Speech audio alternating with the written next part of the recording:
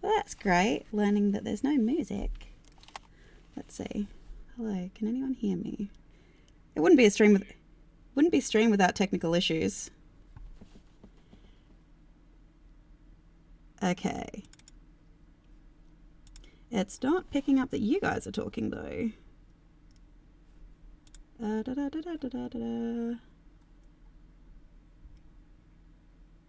The sprites are moving that you're talking, yeah.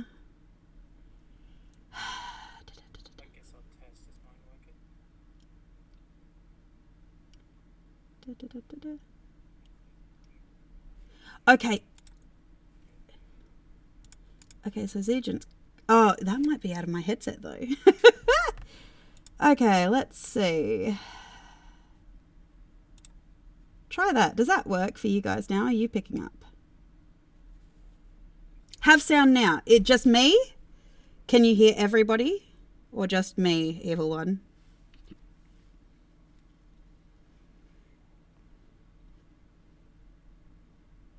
Still just... Okay, yeah, because my Discord is not lighting up, so... Why are you like this? Window. Now let's try it. No, Discord. Why are you like this? See, evil one, it's not just you. I know you can hear me, so...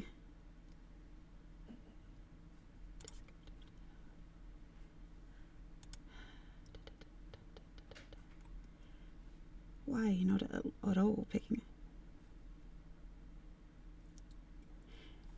Look, they're not... The world building... Obviously, the world building is not going to be in play. The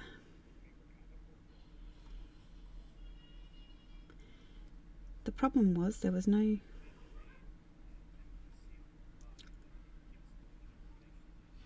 Hello, Tyrantdungeon. We're just working on some technical difficulties, so because it won't pick up OBS. Audio output. That's awesome. I'll just put my usual one in. Let's see. Does that work? Speak, people. No? Yes? Try again? Nope. Oh, heard something then. How loud are you guys, though? Quiet. Very quiet. Okay, so turn you guys up. I'm not quiet. Oh, I don't know the meaning of the word quiet. I can get as loud as like you the want smallest to be, baby. sound. I heard Rosewood fairly clearly. Okay, I so am a man of noise. let's see if I do turn you up. Speak, James. Ain't nothing stopping me. You may want to turn your hello. You may want to turn yours down in comparison, or try and make it a little even. Unless you want yours specifically to be louder than all of ours.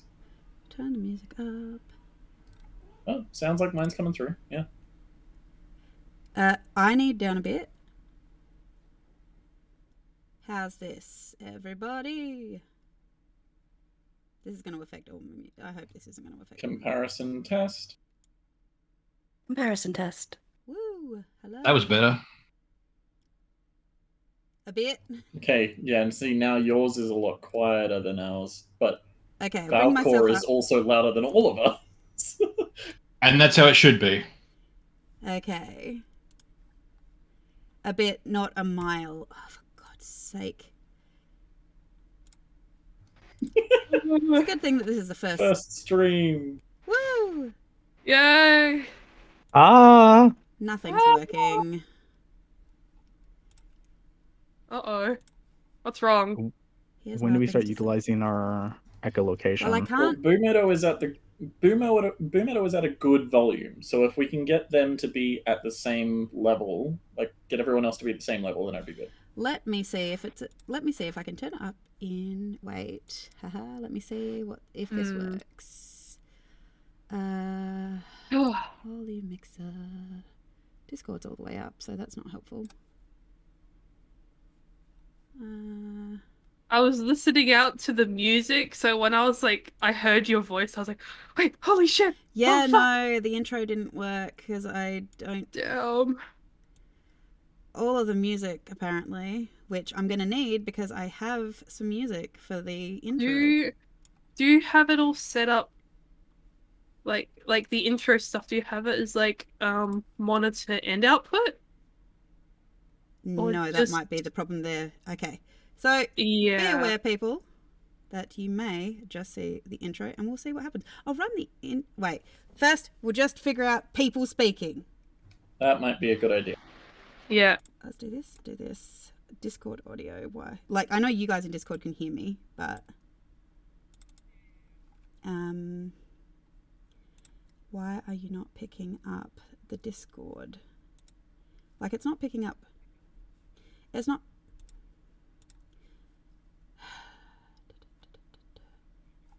Yeah, no, you turned you guys off. Monitor and output. Did that help at all with the Discord?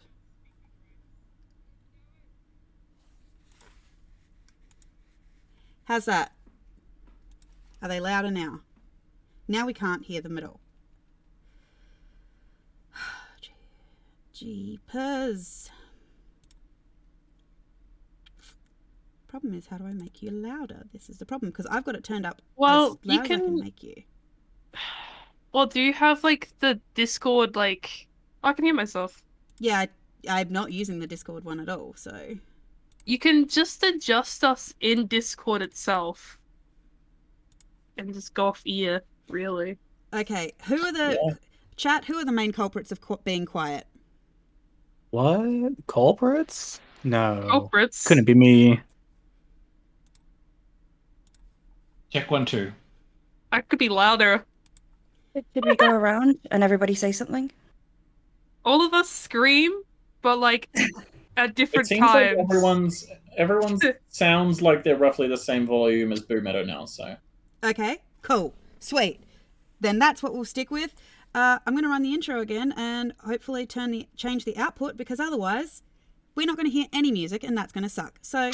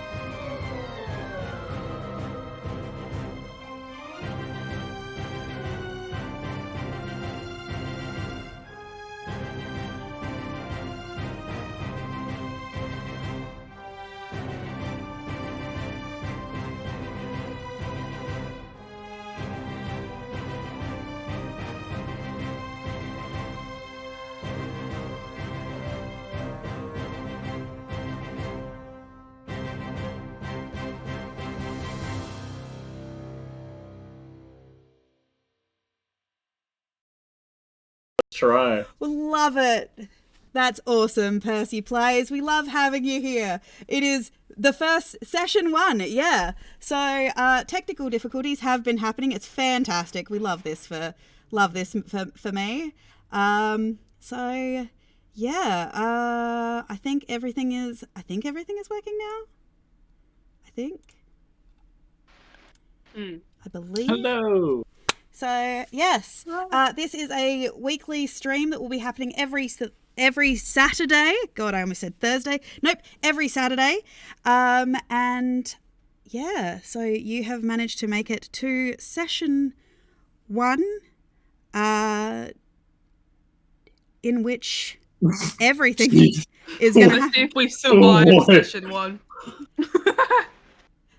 Oh, geez, that's That my chat took a condolences. 90-degree turn. You have my condolences. That is rough. That's rough, buddy. That's rough, buddy. Ooh. Okay, what am I doing? I don't know. What are we doing? Playing D&D? Playing D&D, I believe. We have our wonderful, I believe we have our wonderful evil one here as a moderator, and Queen Zephyr, as you are not. Yeah. Yes, no, that's good that you're not in the middle of a divorce, Percy. That would be kind of terrible. So, I'm hoping. Now I'm worried that on the title read that I haven't got the music running. I can always jump back to this and restart it. Okay, so is everyone ready? Has everyone got a drink? This includes our wonderful viewers. Do you have a drink? Have you been to the bathroom? Is there anything else? Oh, I'm going to the bathroom. Catch ya. I got pizza in like 10 and Rick minutes. was never on the heard way. from again. There you go. Streaming from the toilet, so. Letting you know that Queen Zephyr has God. redeemed a hydration station. So, what that means for those of you who don't watch my stream is you are now officially allowed to drink water. No, you're obligated to at least have a sip of water. A sip of water, yes. Speaking of Tiderunner, I'm still waiting on my drink. Okay, well, when Tiderunner gets back to us after getting Zephyr a drink. I thought hydration station meant we all take a shot, but okay. No. Or a shot of liquid. Oh, dear Could God. be piss. No, we're not doing that. Crap, need to get a drink. Yeah, okay. So, okay. Taking a deep breath. Am I nervous? Of course, if it's not a first session. But it has all come down to this. Okay. Is everybody got their character sheets open? Is everybody ready for the madness? Mm-hmm. Oh, I'm scared. Hey, I'm scared I haven't made the title read music work, so give me a moment. This may be another false start, so give me 1 sec. Rot roll. Can we? Yes, I needed to turn on the music. Haha. There we go. Yay. Now. It's just something for people to look at, so we'll see how we go. Yeah. Oh my God. Okay. Here we go. State of Anarchy, people.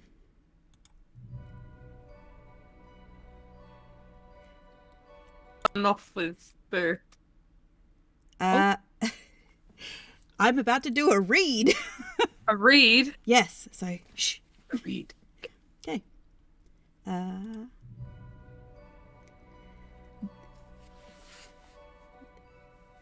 The merge was a millennia ago.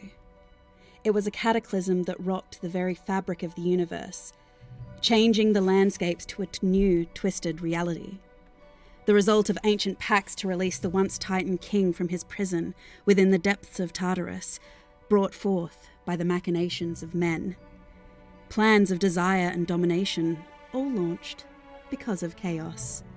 The result of the foiled ritual led to the birth of the Witch Queens, a necessary force to unite and govern a broken world. Covens tied to the ebb and flow of the primeval forces that govern everything. They felt the call. Creation, destruction, reality, memory, elemental, ethereal, order, chaos, and balance. Above all, balance. Pushed by the very threads that bind, the Queen's guiding hand became a gauntlet of tyranny, driving those from their homes in Enthalemia, once the prime material to seek refuge amongst the fair folk of the newly wrought Feawir. The year is 1057 SA, or Speculatum Acumsen, called so for the mirrored layering of the inner planes caused by the merge. time flows differently now, felt most strongly by those of the long-lived races, tied as they are to the weave. The Hells, now known as Nethreg, was thrust into an economic upheaval, as their sole currency was brought to its knees by the corruption of every living soul within the known world by the now cursed demon treaties, and the line between good and evil blurred as the touch of the gods all but vanished. Those who were devout felt their gods' blessed gifts trickling away like sand, as temple after temple fell under the witch's hammer. Some believe that the gods have abandoned them, but there are those who still grasp enough power to question. In Faoir, the onslaught of refugees brought with it a new technological age. Etheric mining and modern mechanisms found their place, with those of keen minds marrying tradition in the old ways to bring forth new protections. And the Fae found use of them, to keep their planes safe from the enemies beyond. But there are those that worship none but the voice of the universe itself. And that voice, once so quiet, has started to scream. And she will be heard. But for those left, will they be found worthy? But for now, we begin much smaller. In the Spring Kingdom within the district of Vardamine, we find ourselves in the Labyrinth of Silver, amongst the floating island remains of ancient Azuria known as the Ascendant Isles.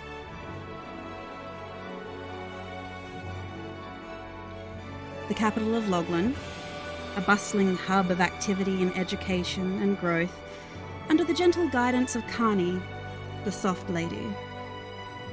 But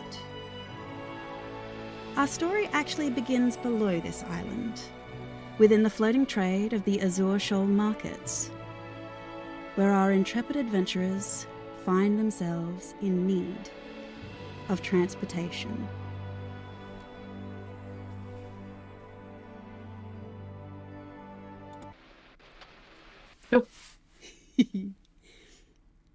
So as we find ourselves in the Azure Shoal markets, it's loud, it's bustling, noisy. The smell of cooking foods and the sound of people haggling is broken by a sharp cry. Hey! Stop! Thief! The voice of a guard rings out across the market, but the swarms of people hinder him from catching two fleeing individuals. Bao, can you describe your character for us? Oh, shall I?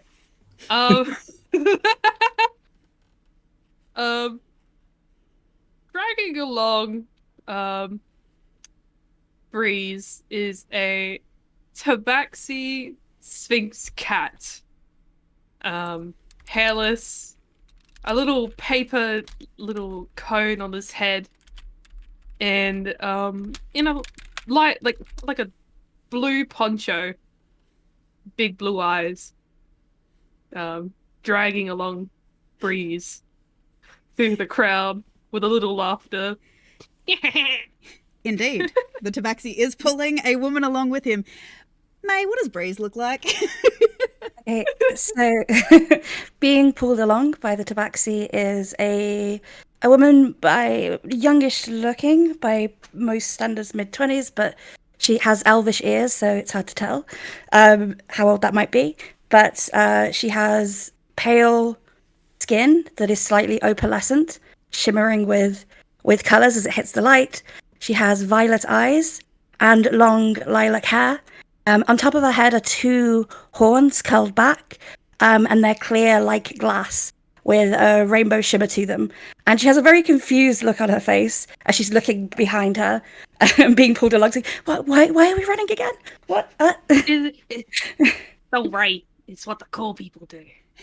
But, well, I'm pretty cool, I guess, so go. Yeah.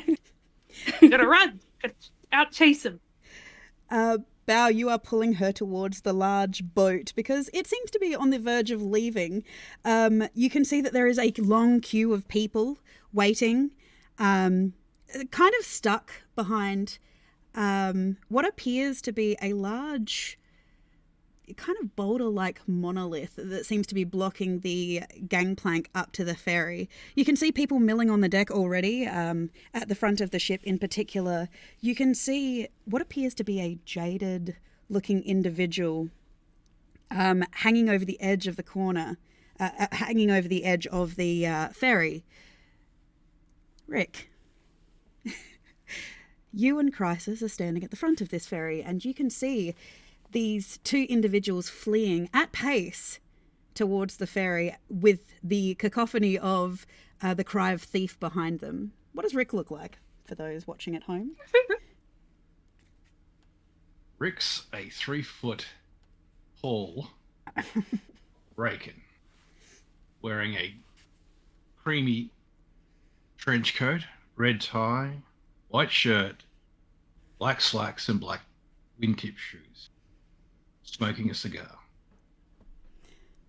And Crisis, you are next to him. So, hey, why don't you give us a little quick rundown of who... I'm not going to say who is Crisis, because that is an enigma. What does Crisis look like, considering it is the tall and the small standing on this deck? Towering over the small is Crisis, a pale-skinned looking human, kind of dressed in some haphazard armored plates and regular shirts and pants, and just kind of very carefully cradling a rifle in his arm, but uninterestedly watching. Uninterestedly watching, yes. Yeah, just, oh, there's a thing. Okay. Oh, Okay. thing's done. Looks like someone's cutting it close. There are some little old ladies standing behind what appears to be a large stone. Is ash stone or is ash metal, by the way? Stone. Stone. Yeah, there is a large brick wall apparently blocking the gangplank, and some little old ladies are having some real issues. And this is why you are getting. This is what you kind of get embroiled in, Bow and Breeze, as there seems to be a quartermaster standing at the head of this gangplank. Quartermaster Henry Gruber, which. He's a large looking gentleman, very floofy looking shirt, very embroidered, lots of gauze at his sleeves, at his shoulders, all the way down his sleeves. He seems to have, the weirdest part about him is he's wearing this very large hat that seems to be quite translucent. You can see his face through it, and his tentacles like hair are hanging down all around it. He is a Nidoran, a jellyfish man, and he is standing there with a clipboard arguing with one of the gentlemen. Tiderunner, what does Harsa look like? Harsa is a relatively lithe, thin, but still sort of toned individual. 5'7", Simic hybrid with kind of like reddish purplish skin. His hair is almost made up of this kelp-like strand tendrils. He's got pale blue, almost like cyan eyes that shimmer, and he's currently decked out in this long flowing bluish robe with a red vest and orange trim on all of it. Quartermaster Gruber looks at you and your companion who is standing with you, which of course, just for the sake of rounding it out, is Agent. What does Sebastian look like? Sorry, I know where this is already going. Well, lucky number last. Well, Sebastian comes out standing at 6'2" in comparison to his only slightly shorter traveling companion.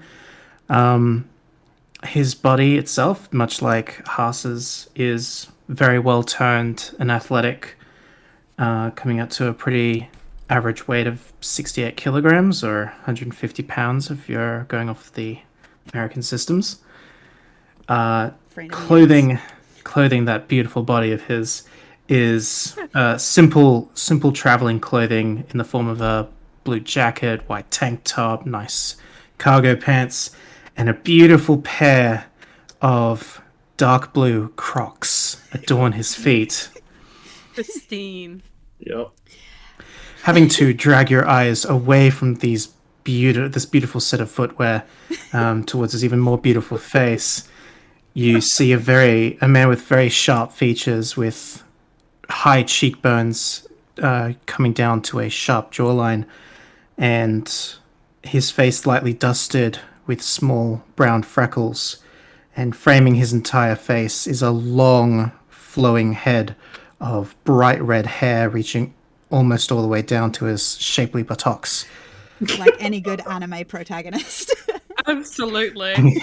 Like any good anime protagonist, and constantly adorning his face is a rather expensive pair of sunglasses, and always some form of a smirk of some kind or another, either currently looking disinterestedly at Haas's argument with the ferryman. Quartermaster Gruber is pointing at you, Harsa, with a pen. Look, mate, you're going to have to store whatever that thing is down in the below decks. No, you don't understand. It is not cargo. It is a creature. It's a living, breathing mechanism. It's my accompaniment as well. It is supposed to be with me at all times. He's also, at good best, like 8 to 10 feet wide. Our hallways are only 7. Yeah, he can squeeze. But he's made of rock and the walls are made of metal. I don't think those are two very yielding materials. Look, I don't want to embarrass him, but he's a little claustrophobic. If you stick him down there, he's going to get all concerned and worried. Ash looks at you, you watch one stony eyebrow just go up and go, huh? It is okay, my friend. We are trying to resolve this. I give him a pat. As you give him a pat, he goes... As you go to give him a pat, he goes to take a step onto the gangplank, which gives a bit of a creak, and Quartermaster Gruber kind of steps in front of him, and he's like, "Hey, you can't go up there. You can't go up there. All right. Like, so it was the 2 rooms, one for you and your friend here, and all right, the best I can do for you is, how much does your companion weigh?" From last estimate, around 600 to 700 pounds. Well, he's going to be an extra 5 silver for every 100 pounds. Every 100 pounds over 200. So that'll be like an extra 2 gold per day for him alone. Okay. Is that all right? Of course. And he doesn't take the stairs. I don't think they could hold his stature. Right. Yes, of course. All right. Oh, yes, your keys, sorry. And he pulls out 2 keys to give you, because you have indeed requested 2 rooms. Indeed. The 2 rooms. Got your side of things all sorted out, mate? Yes, it took a little bit of convincing, but yes, should be done. Alrighty then. I've never been on one of these before. Well, they're very interesting the first time around. You get used to it, but let's find our way. And I think when we previously brought this up, I was probably stealing one of these back ones. Yes, I think you are doing what you were doing. You can choose whichever rooms you'd like. Obviously, Rick and Crisis, you have already picked your rooms, sirs. So you can share one if you'd like. So there are plenty of beds. Just for the maps, it goes, obviously I didn't do the cargo bay underneath because you can't reach it from the upper decks anyway. We've got the sleeping quarters, obviously. We have the main living deck, which I believe, if I look at it quickly, Crisis, you're over here. I didn't change the tokens. And Rick. Yes, I didn't change the tokens. I'm going to have to alter them. You guys are there. There was only one bed. There was only one bed, yes. Thank you, Tigger Tank, for the hydration station. It was also a posture check. A posture check. Well, I assume everyone saw that and completely ignored it, apart from me. Yep. Hydration station, but thank you, Tigger Tank, so that, you know, people don't have to die of dehydration. We love that for them. And then watch us start having to And go just to for the you. bathroom a lot more. So you two make your way on deck. As you go to walk up the gangplank, Harsa, one of the little old ladies, she seems to be a little koala bear looking woman, koala bear of a woman, with a big fuzzy grey nose, very tufted white ears. You can see there's a little tuft up on her head, pulled up into like a little bun. She's wearing a little shawl, and she just kind of looks at you, kind of pokes you in the ankle with her walking stick. It's about time. That was ridiculous. I don't understand why you couldn't put your carriage underneath. It's not a carriage. As there is a very, very loud creak as Ash starts making his way up onto the deck. Very slowly. Very slowly. He is. You can see Harsa. You're behind him, and you can kind of see that he's kind of looking over the edge of the gangplank down at the water, very worriedly. But he seems to be supported by the fact that you're there. You'll be fine. You keep giving. You'll be fine, my friend. We've dropped you off the side before. You were fine.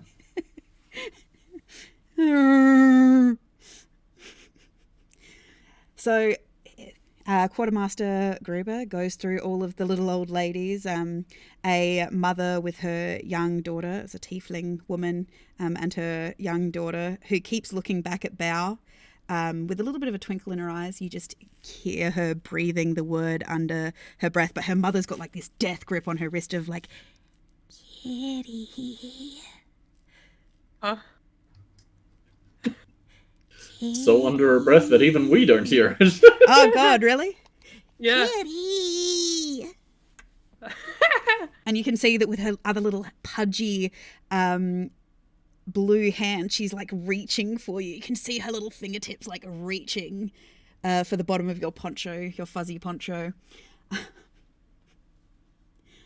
But eventually Master Gruber gets to you. All right, I'm assuming you two want to get onto the boat. Yes. So it is 2 gold per night. It is a 2.5-day journey to Corkwood. Do you want a double room, a single room, a double bed, 2 single beds? What would you like?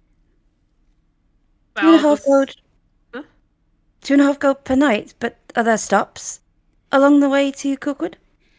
No stops, but we do have a fully functional kitchen that does supply all your meals. So 5 gold. Basically 5 gold, yeah. 5 gold. Okay. Basically, there are no set meal times. Any time before 10 a.m. is breakfast. Any time after 10 a.m. is lunch until about 3 o'clock. Afternoon tea is between 3 and 5, and then your dinner/supper time is basically all evening. I think I'll have fun here. Is somebody still shouting thief, thief behind us? Yes, it is. Okay, yeah, I'll take a room. Yes, I would love a room. Thank you. Yes, please. He holds out his whatever hand. you have. He holds out his hand for the money and takes it from you, handing over your 2 key. Well, you never actually specified rooms. Did you want 2 single rooms? What do you? Is it the same price? Basically, you're paying per bed space, and for mostly it's covering meals, if anything. Yeah, I'll take a room. Single, okay. Double room, single room. You can hear. Yeah, Hey, stop them! Yeah, single room. I hope I really catch that. You throw money. He's like, oh yes, and you can see that he's patting himself down, looking for like the last 2 keys, which you can see that the guards are getting closer and closer. Time is a wasting. Should this boat be underway, we should be heading off. Oh yes, you're right. He's looking at his manifest. He's like, oh, the time. You're right. Right.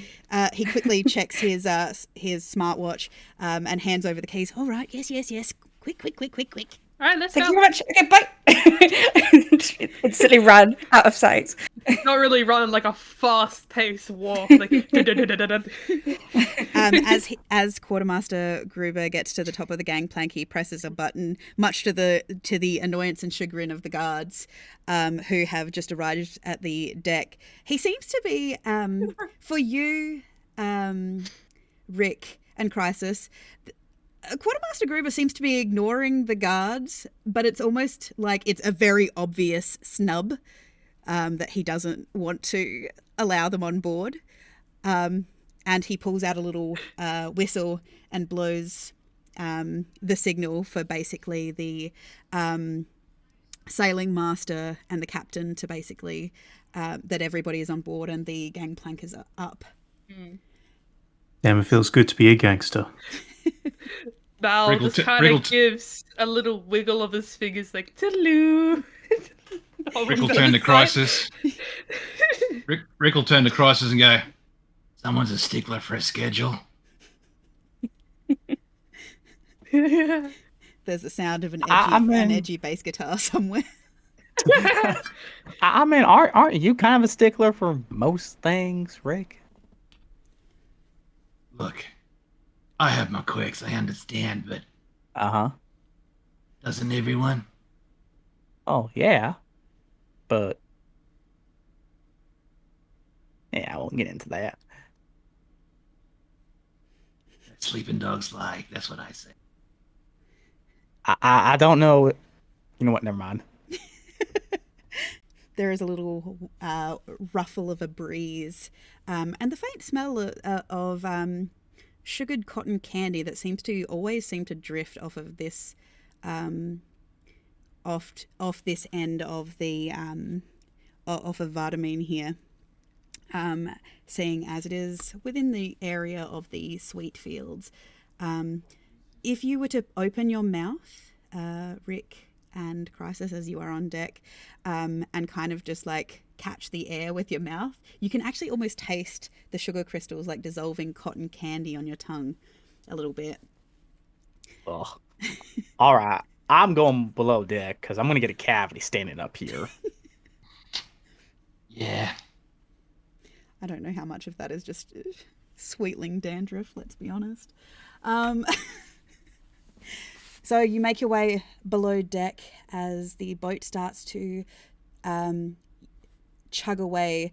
For those of you who had headed down to your rooms, you do hear the whirring hum as the ether engines start up. And it doesn't take very long for you to get to speed.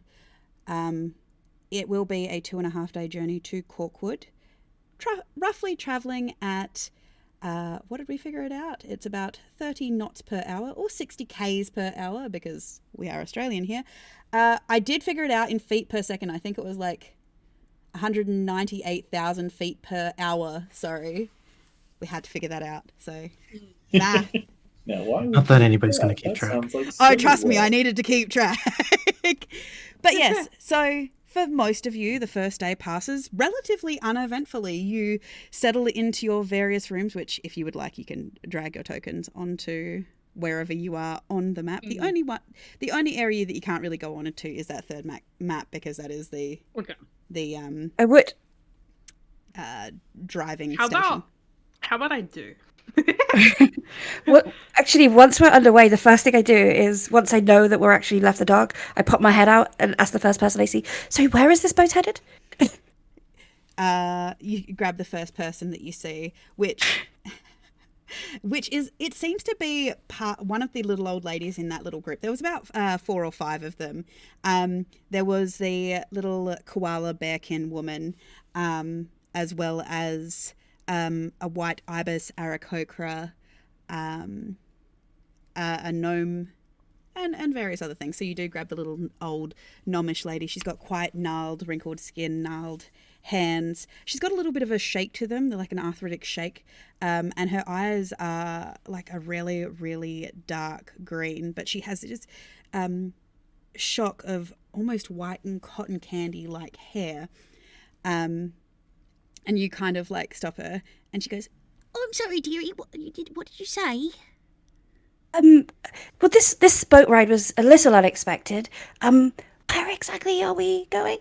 Oh dear, we're going to Corkwood. The girls and I have got our national bingo championship. We're 4-time. You made it all the way to nationals? Of course. I mean, the Raving Grannies. We're well known on the bingo scene, dear. I'm rooting for you. I hope you grab another championship title.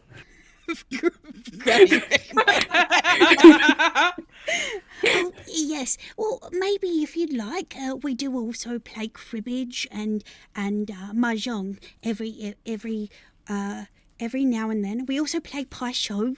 Maybe you would like to you and your friend, your charming friend, would like to join us for a game tonight after supper when we have a nice cup of tea. Is it a problem that I'm not a grandmother? Oh, well, that's not necessarily a prerequisite. Oh, goodness, I've got about 200 great-grandchildren. You can have one of mine. So kind of you. What of the half-decent ones, though, yes? I mean, I suppose we could give away one of the half-decent ones. Half-decent, that's fine. I mean, that does mean they're also half-indecent. I wouldn't have it any other way. Thank you so much. I can't wait to be a grandmother. Oh, I will give you a warning. I would avoid the toilet on the upper right-hand side. It has a habit of clogging quite a lot. Do I get the feeling that she's the one who's clogging it quite a lot? I mean, she could be joking. She could not be joking. Or she could just be securing her place to make sure she gets her own private toilet. Who knows? Thank you for your sage advice. I will bear that in mind. Oh, right. Yes, dear. Of course. Payment. Where is my payment? And you see she's patting her pockets down. And you see as she reaches one of her little gnarled hands in and it comes out with a little metallic wrapper. It's like a orangey colour. It's got a bit of a foil crunch to it, and she holds it out to you with a shaking hand. She's giving you a butterscotch candy. You need to tell me your supplier. I'll need them now that I'm a grandmother. Oh, of course. I mean, I keep all the butterscotches for myself, but you can't go wrong with a good Crown Mint. At least it tricks the kids into, thinking they're brushing their teeth. Thank you so much. And I'll tuck that away and head back. Okay. Is there anything else anyone would like to do on this first day beyond the random getting into shenanigans, overhearing things as you take your drinks and whatnot in the dining hall, which is here for everyone who doesn't know? This is the dining hall. The one thing here you can see here, and there's not a detail there for it because otherwise this whole space here in between these bars are actually, there is a purple webbing. It is glowing iridescent. It is a magical sail, similar to the ones you would have probably seen in Treasure Planet kind of thing, that is also providing some kind of wind speed to help with the additional power to get this boat really like moving. But unless there's anything anyone else would like to do on this first kind of day and evening, beyond your various bits and pieces, now is your time. Speak now or forever hold your peace. Nothing specific, but I know that Harsa, while he's having his evening meal, he would portion it out, and half of the meal, half of each segment, goes into a little baggie, and then after the meal is over, anyone who is on the deck watches him walk up to his automaton, open up the little chest that is currently strapped to its back and tip all of that into the chest. Yep. I thought that thing didn't need food, mate. Oh, it doesn't. I mean, we're not exactly going to be going hungry anytime soon, unless you're more strapped for cash than I would have hoped. Oh, no, of course not, but we're not going to be on the boat forever. True. You know what? You do you, mate. Of course. As a quick question, Boo, how is the quality of food on this here cruise? Ferry. The quality of food on this cruise? I mean, it's not terrible. I would say it's like, for any Australian, like mid-range pub, you know. Nice. There are some things that are a bit hit and miss, like the mashed potatoes are occasionally a little too salty. The gravy is just that little too thick, as if it's been kind of like reheated for the second time that day, that kind of thing. But still perfectly passable in terms of a food stuff. So, like it's obvious that the vegetables are just that little bit mushy, which indicates that they may or may not have been par-cooked beforehand. But you do kind of get a bit of a wide variety. It's a little bit like it's a bit more like a buffet kind of situation. So you've got,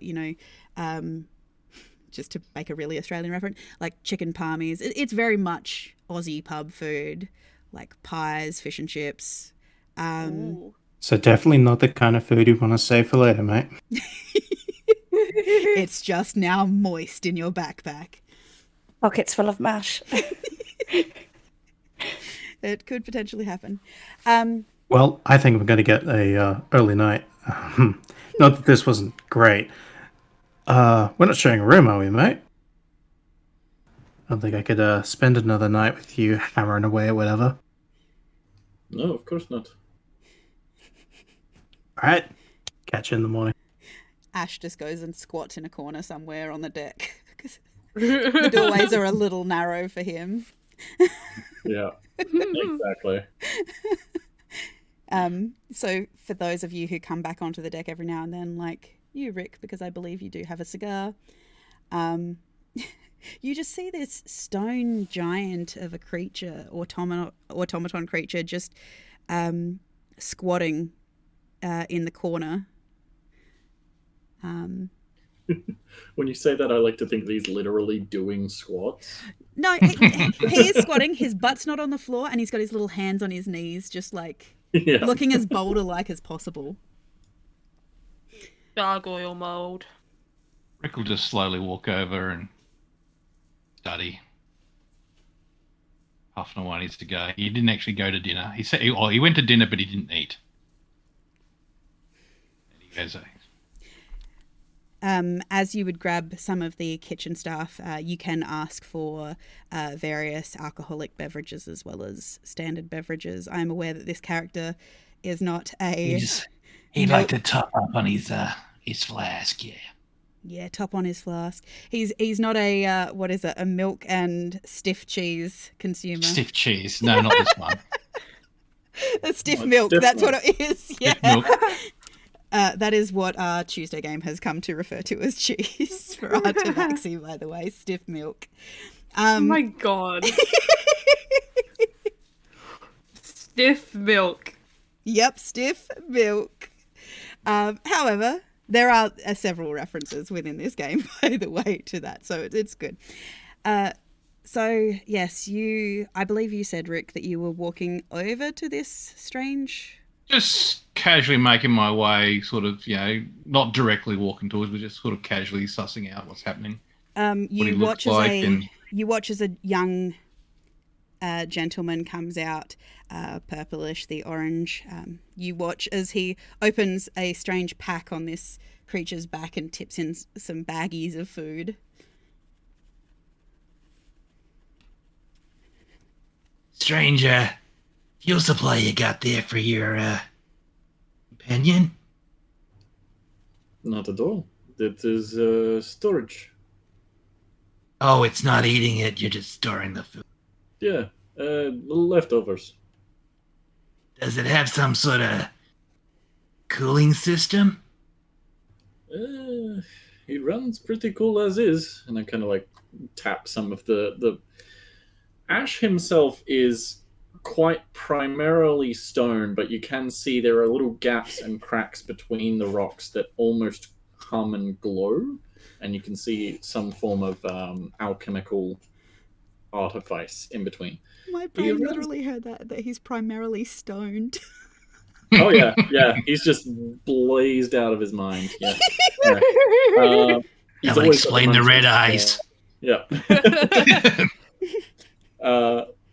He runs relatively cool. Is primarily etherstone and some personal tinkering, but I don't really find cooling as much of an issue. I mean, I can dump him overboard, but we'd kind of lose him. Yeah, not what I meant by the cooling. I mean, has he got like some sort of refrigeration set up in the back there for your food? Oh, yes, that's not him. That's just I've rigged up a saddle with a chest of preserving. Oh, okay. Yeah, he's basically a pack horse at the moment. So is he sentient, or is he just a mechanical man? I've been tinkering with the idea, but that kind of it lingers into questionable territories. He's just an automaton. As you say questionable territories, Ash kind of looks at you and just like looks at his hand and like lifts 2 fingers.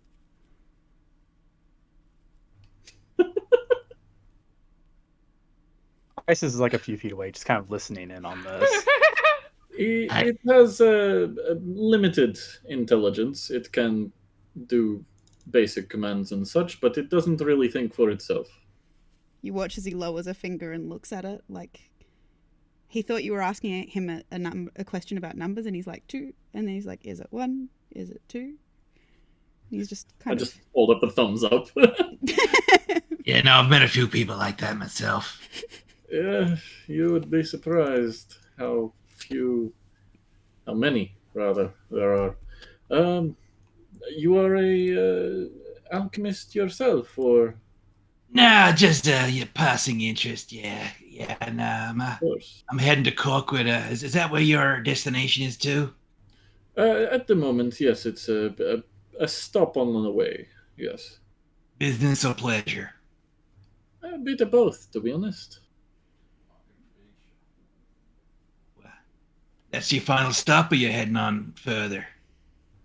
Well, my traveling companion and I are sort of just getting out of where we were and doing a bit of exploring and hoping that we can find some information for questions we have along the way.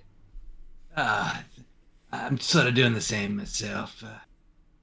So you're a local in these parts here, or? Relatively local, yeah. I wouldn't, not from this spot specifically, but close by. Yourself? Yeah. Let's just say I'm not from this realm, but I'm here on business. Fair enough. My first time here, so it's all a bit new for me. Oh, first time. Well, you are in for very many surprises. Good or bad, up to you. I've had a few already, so yeah, it's been quite interesting, but a bit more relaxed than where I came from. Well, if you're looking for excitement, just give it time. As you guys are talking about excitement, Crisis, you're hanging in the back just as a group of little old ladies that are holding plastic wine glasses kind of seem to be hovering near you. Like I said, there's like an ibis aracocra. Hang on. There's a... Hang on. Are the wine glasses clear? Yes, you can see that they do have some some fizzy white wine in them. And they're kind of like hovering around you, just kind of tittering amongst themselves as, you know, the white ibis aracocra, the koala, and all of this kind of stuff. And the little old lady koala comes over to you and she's just like, "Oh, hello, dear. I couldn't help but notice you've got rather a large weapon there."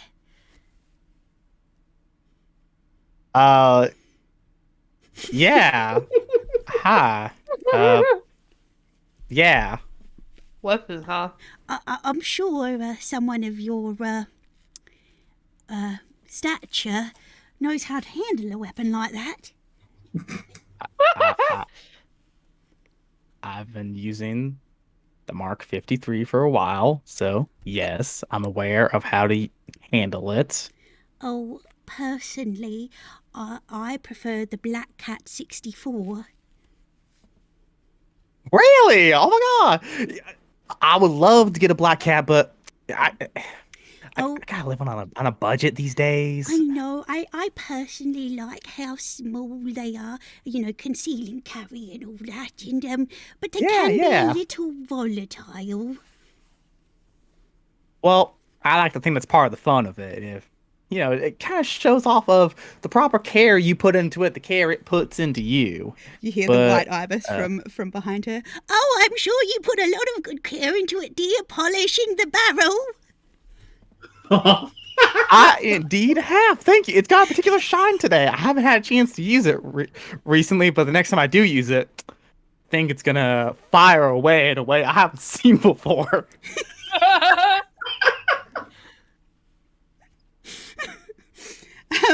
And so these little old ladies kind of like embroil you in a bit of a drunken discourse about the benefits of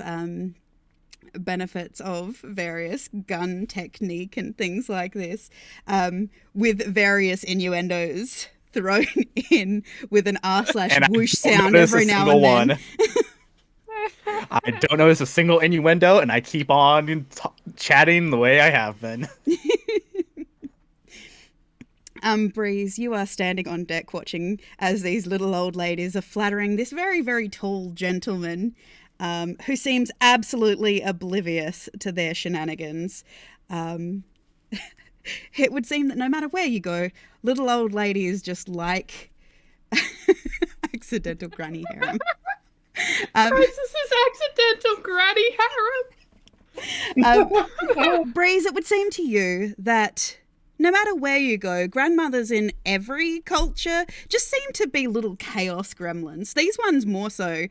You watch as a little old koala bearkin woman pulls out a little very ornate silver cigarette case and pull out a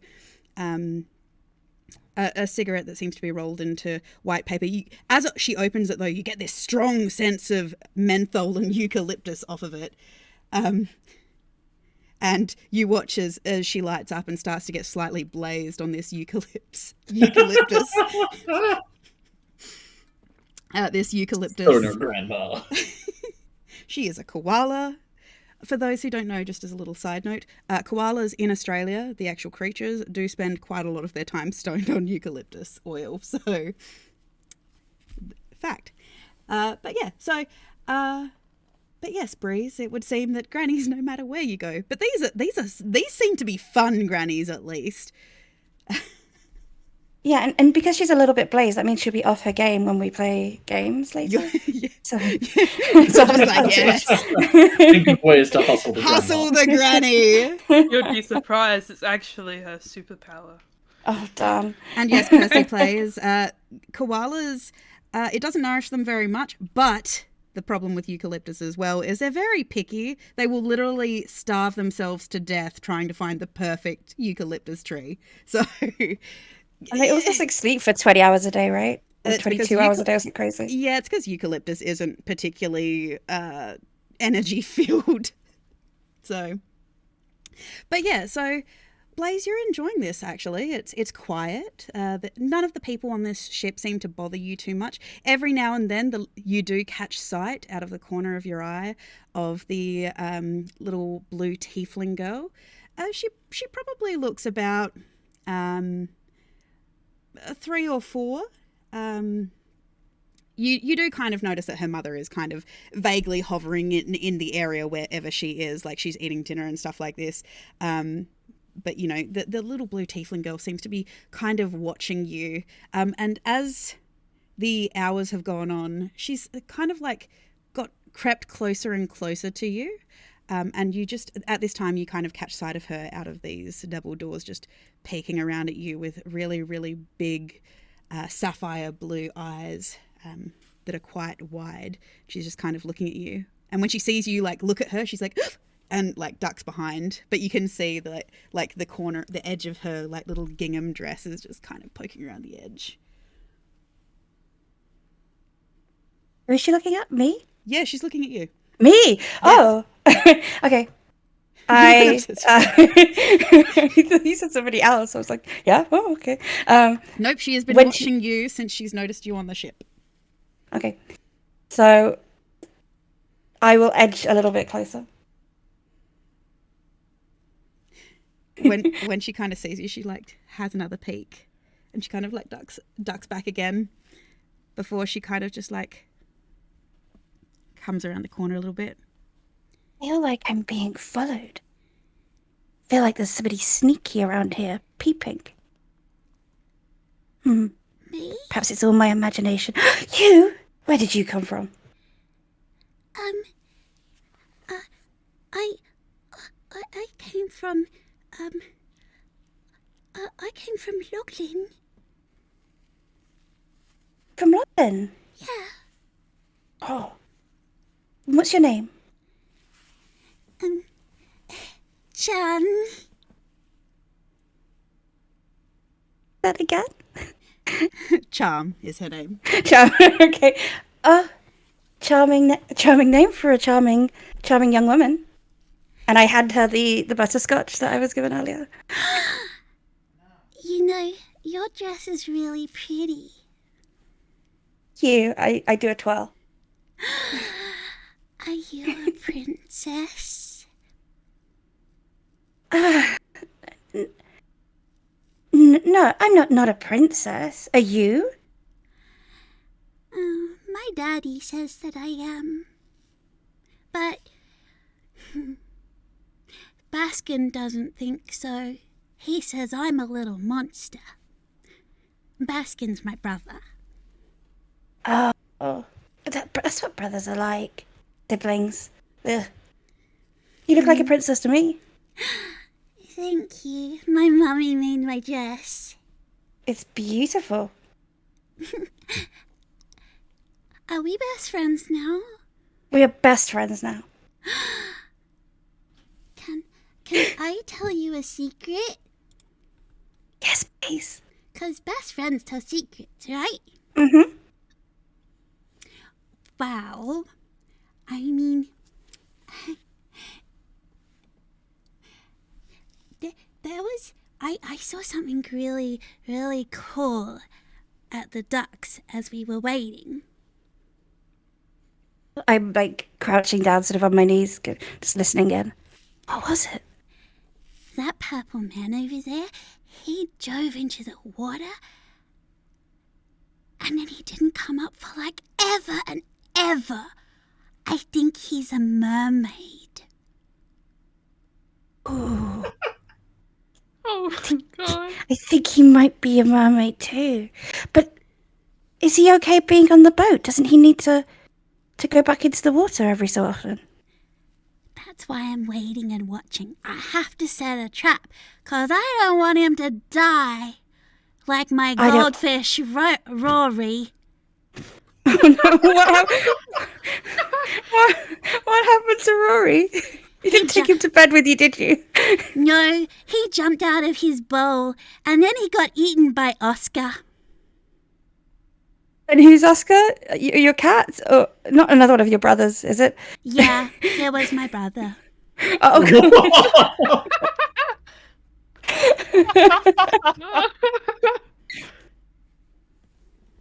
well, is Oscar on board?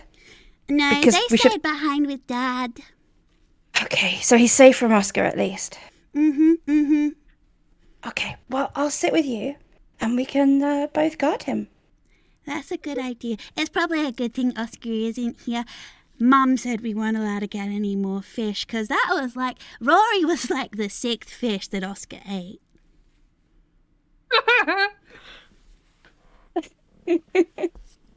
Did he know that Oscar was friend, not food? No, the other way around. Rory was Fred, not food. Oscar doesn't sound like Fred. Had been watching a lot of the show on the special discs, and apparently he was asserting aminal domestication. I see. He gets into a lot of trouble. But you don't get into trouble, do you? Only when I get out too early and I go downstairs and I eat all the jelly beans, but I leave the black one because no one likes the black jelly beans. They taste like... Ugh. Yeah. I love the jelly beans. Bao just walks past eating a bag of just black jelly We're beans. going to get to Bao in a minute. So while this wonderful, delightful conversation is happening between Breeze and her best friend, Charm, Bao, this ship is very, very interesting to you. Bao is in the dining room. He's a hungry little boy. He's on a hungry little mission to satisfy his little hunger demon inside. Well, as I have said, it is a buffet. I'll say around for this point in time because it's early evening. It is around dinner time. So, What's on the menu? This is the one time I didn't create a menu for this particular situation, so you get to pick. What the? Oh my god! It was the ferry. Leave it alone. Oh Don't my worry. God. Immersion broken. This is We'll the never That's it. recover. I quit. I'm out. They ruined. I didn't make one for the ferry. I had other things going on. I don't think we're playing with the real Boo, guys. That's kind of sus. I think there's a... It's fake. What It's is all Bao? fake. What are you feeling for Bao's fancy? What is he? Because they have like little milk panna cottas. They have various forms of one thing that seems to be a standard in most places you go like this. There are chicken dino nuggies. Oh my god. He's getting the dino nuggies. You pile up, And he's getting pile up a as plate. much as he can into his grubby little hands. There is a. You do see one of the kitchen hands standing here. You see, he is a strange little man. He is Okay, I'm a much strange shorter than little you. man too. Yeah, he's much shorter than you. He stands roughly around 4.5 feet tall, bright yellow. He is a lottle, which means that he is a little axolotl-looking fellow. You can see his little frilly gills underneath what appears to be a green headscarf that seems to be tying them back so that food and whatnot doesn't get into it. And he is actually manning the buffet from like the other side of it, just to make sure that things are getting mixed around and not going too crispy and just topping things up. Just behind him, you see a little deep fryer that does have indeed more chicken nuggies sizzling away. And he's just kind of watching you as you're just like, you've completely ignored the sneeze guard and you're like underneath, like almost face first in the dino nuggies. And he's just watching you.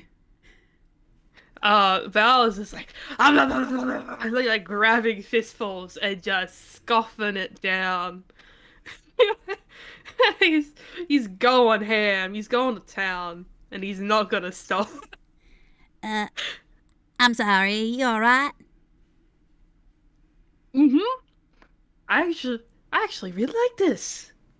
I mean, a lot of people like chicken nuggies, especially when they're dinosaur shaped.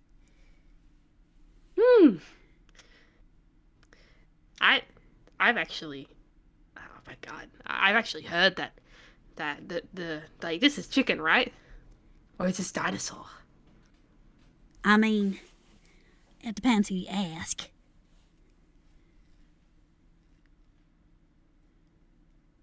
He's like staring like for an answer, like it's a serious actual question.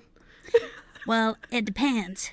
Are you like a neo-dietitian or something like that? Because, let's be honest, a lot of people think that dinosaurs and chickens are closely related. Well, I mean, have you ever looked at the raptors down in the summer courts and ever thought about how many nuggies you could make out of them? No. I did think about how delicious it could taste. Yeah, well, I don't know if we'll ever know how raptors taste, because those,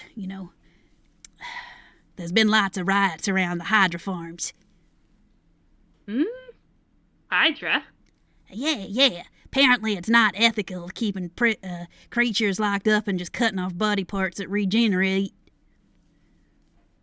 I wouldn't be pretty happy if somebody cut my arm off every time.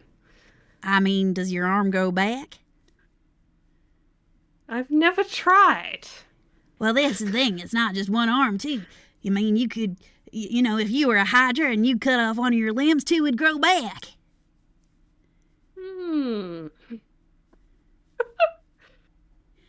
I mean, I don't know how I feel about it. I think I can see how it, it creates a food source that's, easily sustainable. But as somebody who, occasionally has to regrow a tail, it's not particularly pleasant. Well, it is what it is. Yeah, maybe. More chicken nuggies, please. Oh, I give you a warning. These will be hot, so be careful. It's okay. All right. Oh.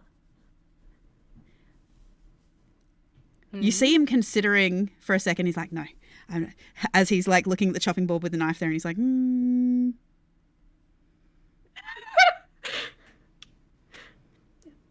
What are you thinking about? Regeneration. You seem like a smart boy. That's what my papas tell me. Are you like a sciencey type?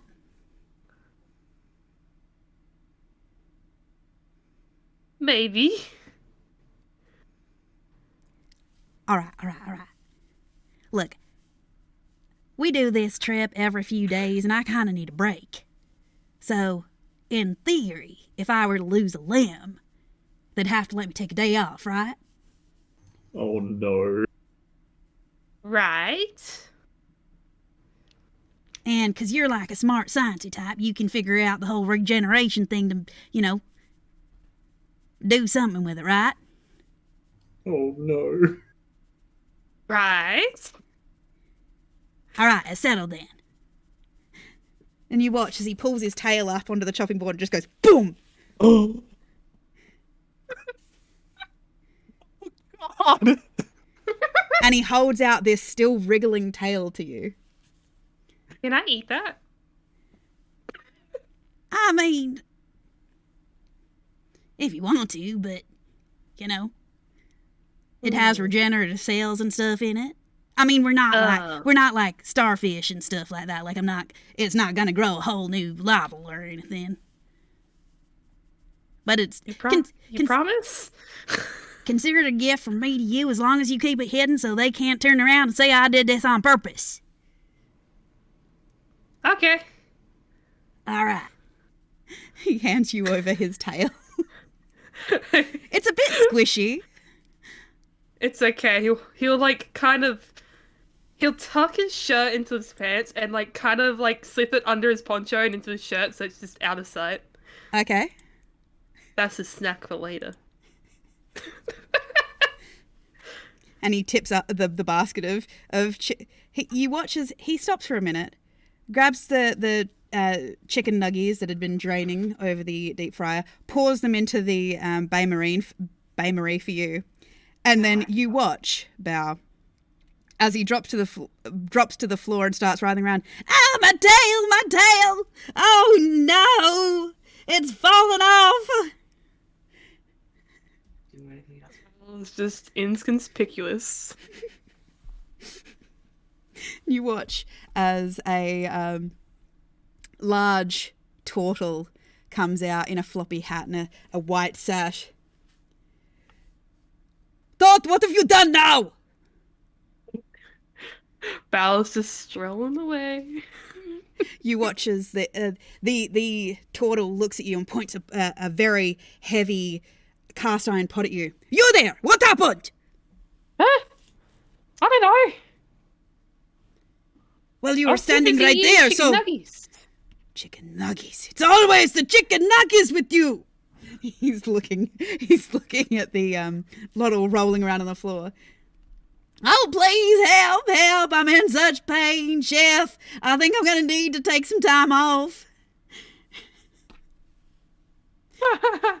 Val just strolls away with his bowl of chicken nuggies. You can hear the head chef turn back into the kitchen and shout for Lily Floor, who to come and get Tot and take him to his room. He doesn't seem happy. You can hear the banging of pots and pans as the door swings close as you back out, Bow.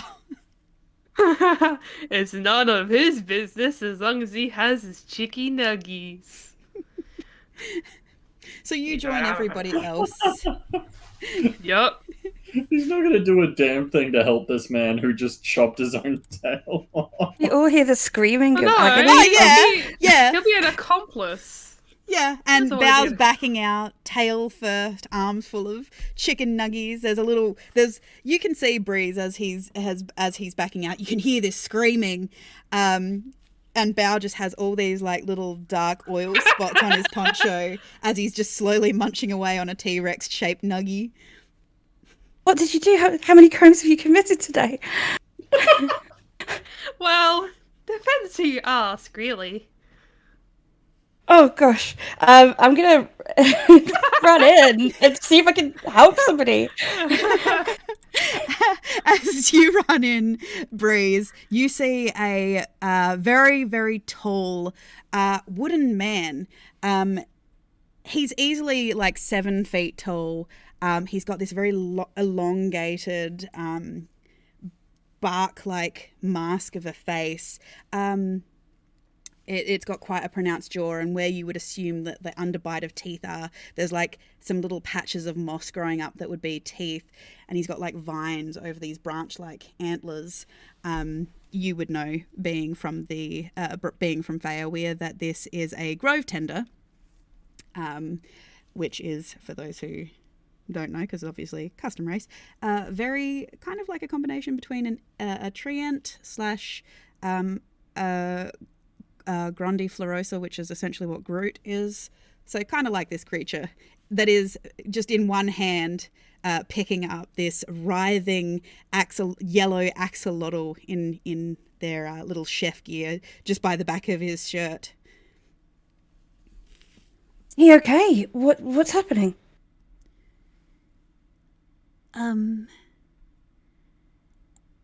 It's none of your concern. Oh, well, I'm sorry. I thought that I could be of some help. I do have some healing abilities. Oh, no, don't worry. He's fine. You're a passenger. He does this every 3 months or so. See. Well, good luck with this. So she does a general hand gesture, whole thing, and then just backs out of the room. You watch as the kitchen hand is just staring at you as you back out. They don't move slowly. You just watch as they slowly turn away and stump back into the kitchen through the kitchen to somewhere within the kitchen. You don't know. The crew quarters are out this way, so. Bow, as all of this has happened, you have snuck up onto the upper deck. These chicken nuggies are good. At the current moment, the ship doesn't seem to have anyone at the helm. It is set to autopilot. You can see through this big glass door here. What are you trying to perceive, Rick? First roll of the campaign. Woo! Woo!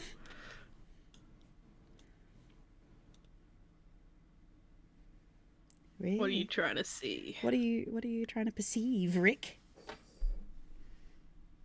There is no Rick, only Zul.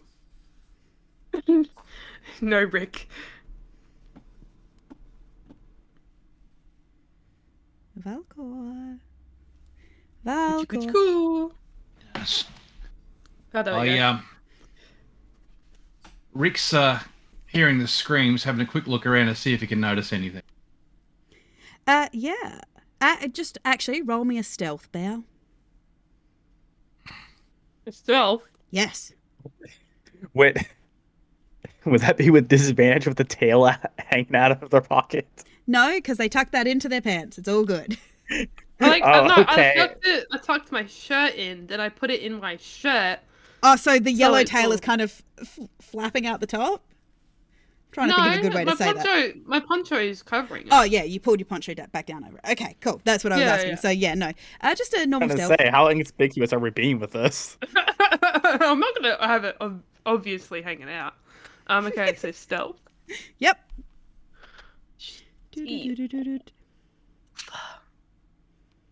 Bug. Damn it. You think you're being super stealthy, Bow, as you're like heading up here to like survey your new domain of terror and chaos. But yeah, like I said, you notice that there is no one at the helm behind these glass windows here. Hmm. You notice that there seems to be like the manifest with all of the names of the people, documentation and stuff. But yeah, Rick, you see this tallish tabaxi gentleman in a blue poncho just kind of like casually saunter up towards where the controls for this ship are. And just kind of start with his walk. I like to think Bao is like quietly humming to himself, like Yeah, as he's eating it's nuggies, like not murmuring. Hey, Skinny, where you going? I'm just looking. I'm just having some good old diner nuggies. Yeah, you seem to be leaving the what one would say is the scene of the crime instead of staying around to help. Is there a reason why you're leaving? His axolotls grow their tails? I mean, he lost his tail. He told me that it would grow back. Did you chop it off? No? He's brutally honest, honestly. Not a single lie behind those big old eyes. So, let me guess. You got turned off by him losing his tail. Is that the reason you're leaving? No. I just wanted some fresh air while I eat my dino nuggies. I don't suppose you have the tail. Nope. Damn it. roll deception. Inside on that one. Inside on that one. Roll deception. Roll perception? Son of a... Well, you never know. You Never know. Wait. Not a nap, but he's very confident. He's just Unfortunate. munching away.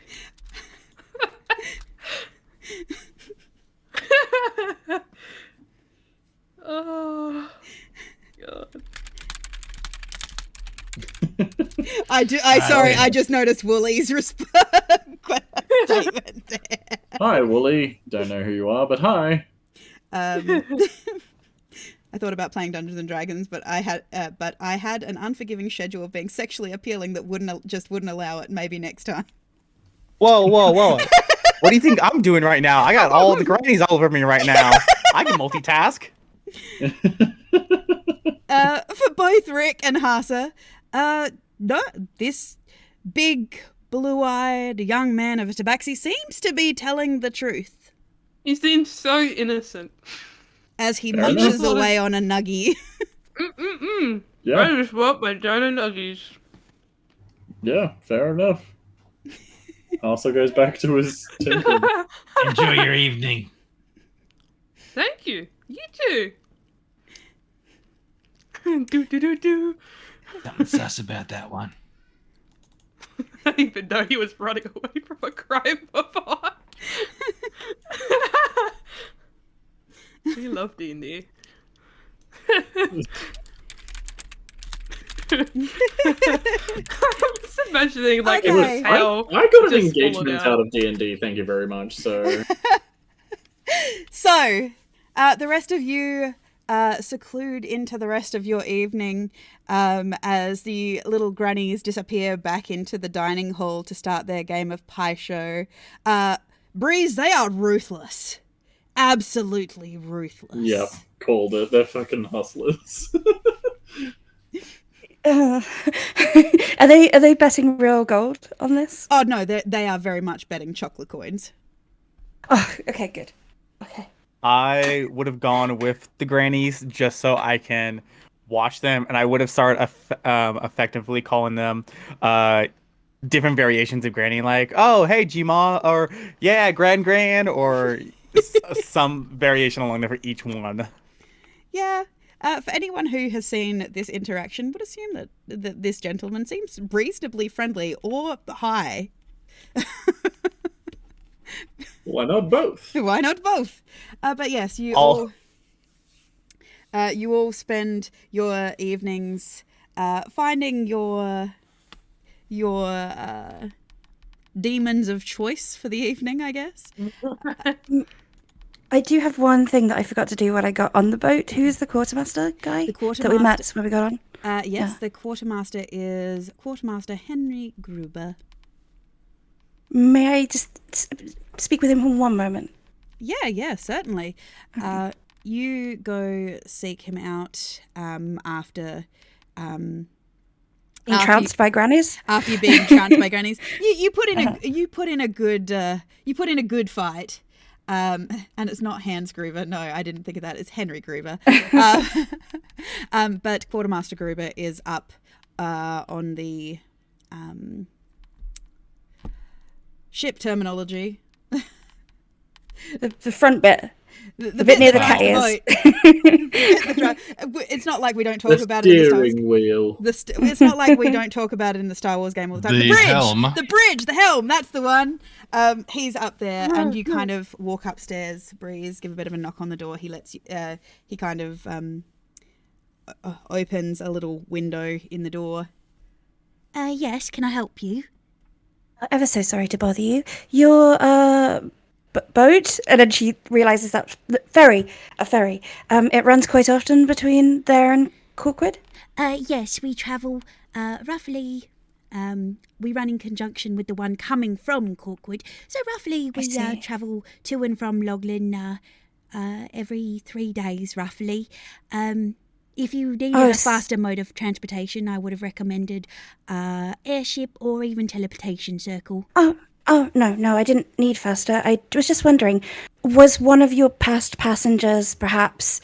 you can't miss them. They were very tall, about 6'6", striking man with eyes like the night, full of stars, and a presence that makes people weak.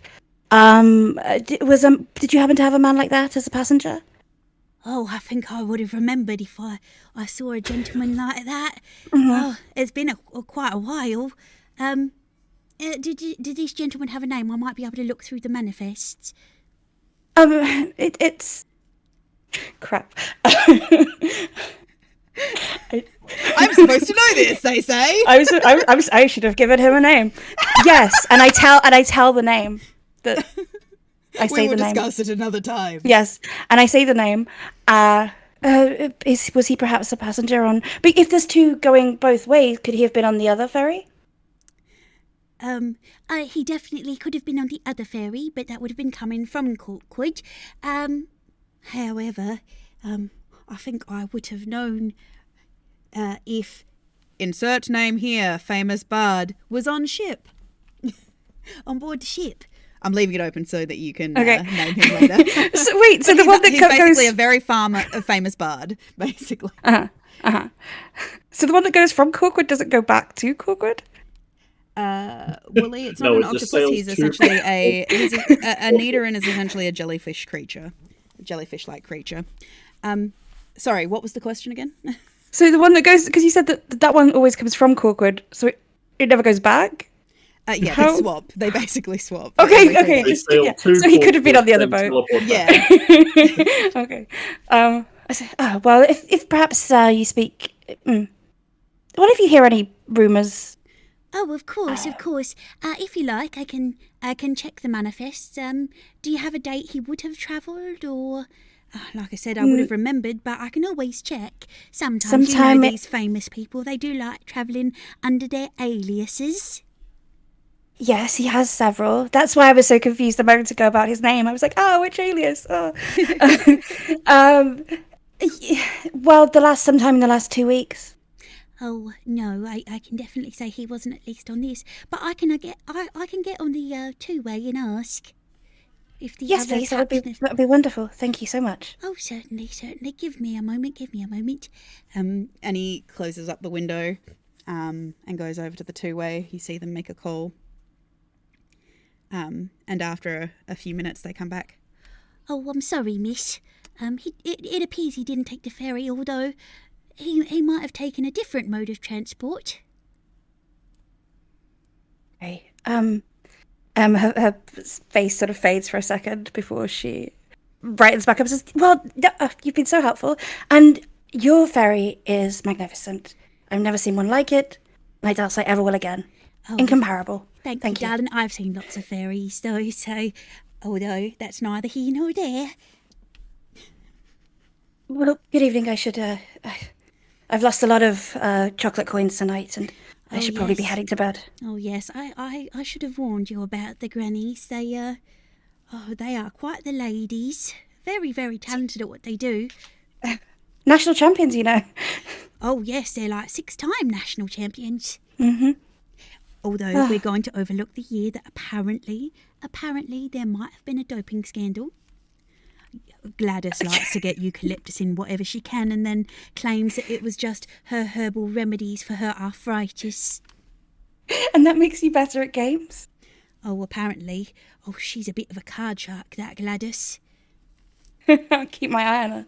Thank you so much. Oh, have a lovely evening, miss. You too. Good night. And he goes back to steering the ship as you retire for the evening, as everybody retires for the evening. So you pass the rest of the evening heading into the second day. Are there any conversations you'd like to have with the various companions you at least started travelling with? Because by now, everyone, thanks to Gladys and friends and potentially other people, you have all gotten your truths and your rumours. So you have much to discuss amongst yourselves if you would so choose. You know what? Yeah, Bao would check up on Breeze. Bao would check up on Breeze. Definitely the following morning, Sebastian would wake up from staring at the ceiling, just like, well, I'm bored, and go to the deck of the ship. Yep, you head up to the deck have of a the seat ship. by Ash. Okay. Ash kind of looks at you. Walls on this ship to make it very hard to move my token. Yeah. Sorry, that's the only one that actually has. Here, look, I'll move you onto the deck of the ship. Here, have fun. I think I'm there. Yeah. And I'll straddle the railing of the ship looking forward. Harsa would wake up a little late. I'd say he would have spent most of last night tinkering and working in his room. Anyone who had a room adjacent to you, every now and then over the metallic hum of the boat would just hear a small puff and bang noises every now and then. Yep, exactly. So how have you been doing, Ash? Since we have all kinds on this ship, and here I thought you'd be the weirdest thing I see all week. He just slowly points at himself. Yes, you. You're doing great, champ. He gives you a thumbs up. That's my boy. I'm sorry, he's not a very intelligent creature. Sorry. He's such a good boy. I dare you. He's very bright. I dare say you and I are going to get along a lot better, myself and Harsa. He gets a kind of haunted look in his eyes. What does What that done to mean? him? This is the first time, at least in his like little glowing eyes, he gets like this 1,000-yard stare, like he's seen some shit.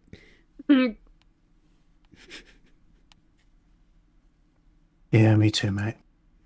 You watch as he reaches into like one of the mossy patches that's kind of like covering his where one of his left kind of pectoral area is, reaches under the mossy patch, and he pulls out a large hand, a stone hand, and he kind of like slowly holds it over to you. And he opens it up and he's got like a whole handful of butterscotch candies.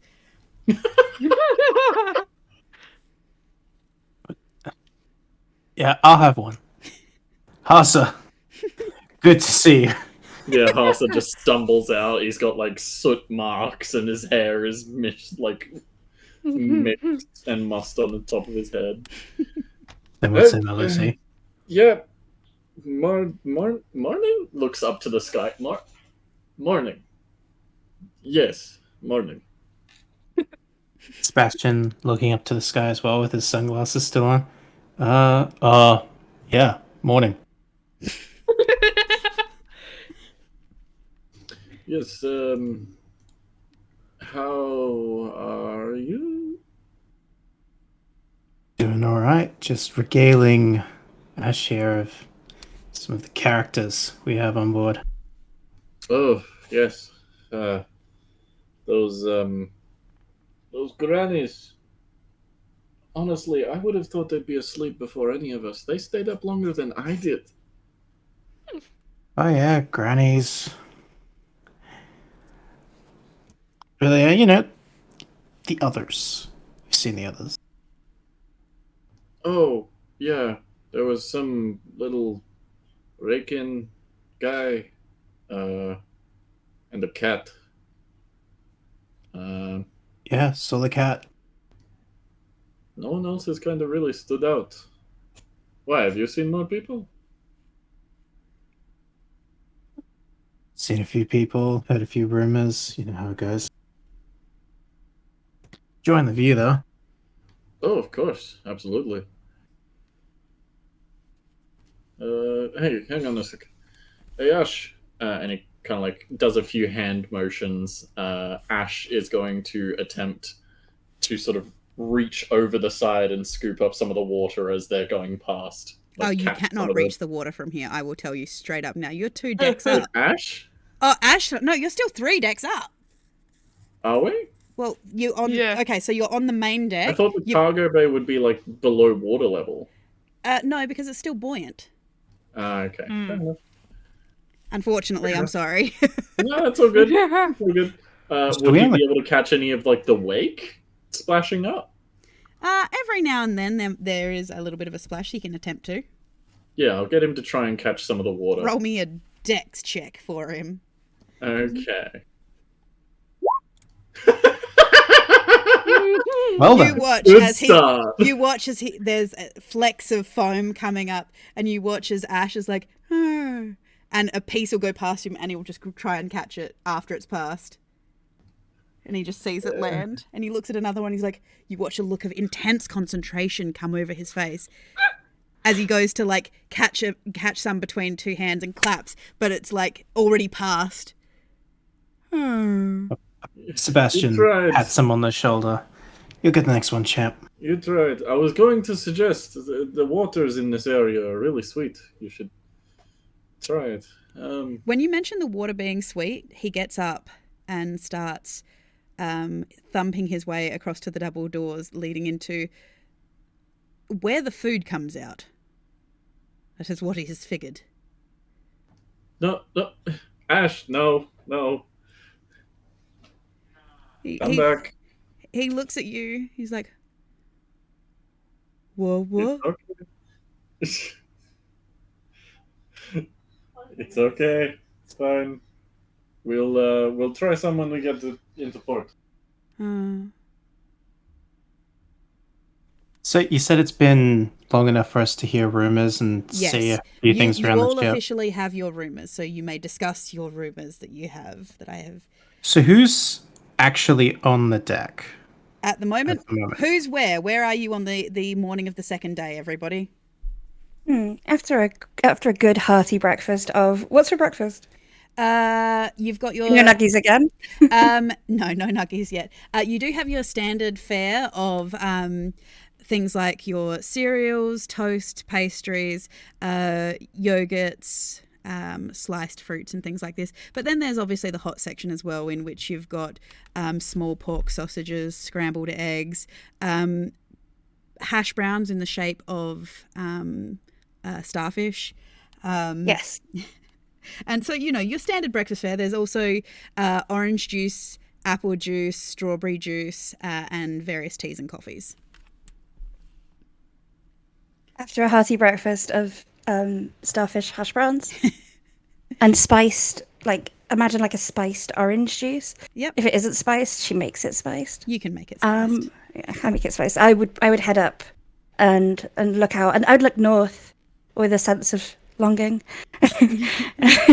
before sitting down and just strumming, just practicing on my sort of electro hand harp, sort of staring out at the sea. Yeah. So yeah. Can I get a top up of my flask? Yes, you may get a top up of your flask. They do things Rick like does. It depends. Do you want straight liquor or do you want a breakfast cocktail? No, straight liquor. Straight. Okay. They can end up with a really nice single malt Eris's End whiskey. Right, they're doing breakfast mimosas on the ferry. Oh shit! Yeah, they've got brunch. Oh yeah, of course I'm gonna have a mimosa. Oh yeah, the grannies that are awake are already tanked, and it's not even 8 a.m. yet. Hell yeah, I love these. In fact, no, forget what I said. I'm hanging out with them. I was going to say, I would also be... character sheets. We're now the grannies. I would also be hanging out with the grannies drinking, but I'd be drinking out of my special tankard. And so I'd be tasting it, but would not be getting affected by any liquor. Sure. So that would mean that Crisis, you and Breeze are the two young people amongst the grannies, and they're having a rip-roaring good time with you. Every now and then, the ibis aarakocra, her name is Iris, you do watch as she gets up and just struts very slowly over to other tables where people have eaten and just kind of slowly pick through the leftovers there and come back. Oh my god. Bin chicken! Bloody bin chicken. Bin chicken. What did I Grandmama, if you're hungry, I can go get you something from the cafeteria. No, dear. It always tastes better after, other people have confirmed it's not poisoned. That does make sense. I can't argue with that. Yes, I had a great auntie who died because somebody put paracetamol in a loaf of bread. Oh. People are terrible. And to, as an act of camaraderie, I'll take a bite of my biscuit, put it on my plate, then offer her the plate. She very, very slowly struts back towards you and just picks it up and starts eating it crumb by crumb. Gladys the bearkin, she is already 3 mimosas in, and she's telling you all about Gerald, who was the man that she left behind in Loglin.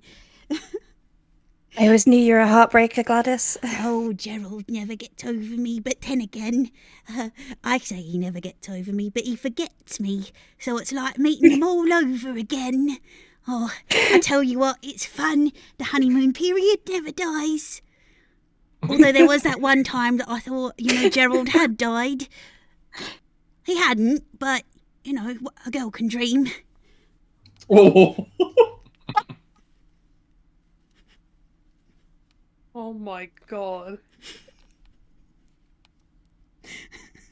I look at Grace and say, "Oh, by the way, pleasure to meet you, Ambry." Oh, it's lovely to meet you, Breeze. Now, No, I've met you. I was saying this to this one. I point at Crisis. Oh, okay, Crisis. Sorry, yes. Yes. Crisis, Gladys, We met last Iris. night. Remember, Gladys? You gave me. She can't remember. Oh, But yes, you I fleeced believe, me. You fleeced me for all I was worth. I believe Breeze is introducing herself to you, Crisis. Mhm. Hi. Do you know the grandmothers and the nanas and the Gmas and the nans? Well, they fleeced me for all I was worth last night. Yes. Ah. I don't know how they get it. They're just sweet little old ladies just doing what they do. Are you just not very good at the game, or is it more of like a you just kind of rolled over and died for them? They like a challenge. You know what? You're right. I'm probably just a dumb idiot. You should play them. Nah, they're playing at a skill level I couldn't hope to meet. The little old gnome lady, Phyllis, kind of reaches over. that's how we get you, dear. Are you rich? No. Oh, pity. You've got to find yourself a rich man. Preferably old, so they die within, like, the first 2 months, and then you inherit everything. Okay, I'll put that in my notebook. How do you get yourself lit into the will? Because that's part of the thing, right? You got to get into the will first. Oh, that's How do you easy, do it without? dear. That's easy, dear. Very, very easy. Tips or tricks? Oh, I can give you the name of a gentleman I know. He's an excellent forger. I see. Oh, I wouldn't mind that reference. Yes, please. I'd like to take them. That could be useful. You watch as Phyllis pulls her little handbag up, her little carpet bag, and she opens it with like little shaking hands. And she pulls out a piece of paper and a pen and she writes down a name. Give me a second here. I do have it here somewhere. This is what happens when I don't put all my notes down in the... She puts down a name on the piece of paper for both of you. She tears it out of her little notebook.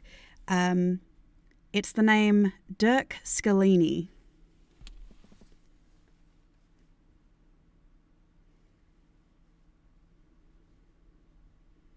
Dirk Scalini. I'll write it for you guys in here. So you... Uh, if you're one of those people that take notes. I'm trying as desperately hard as I can to take notes this time.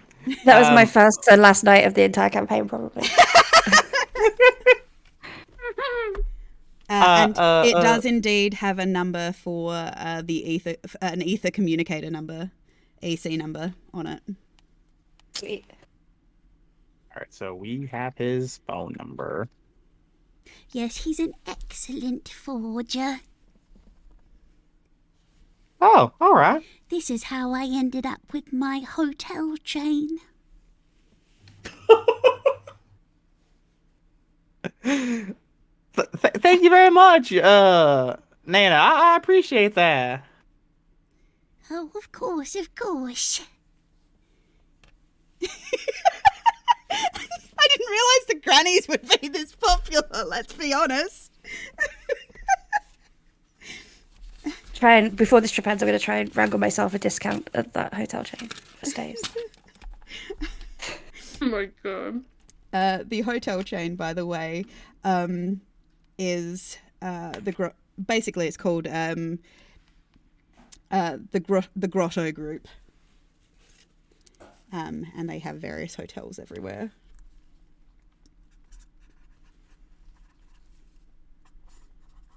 Are they like 5-star? Or are they a bit more?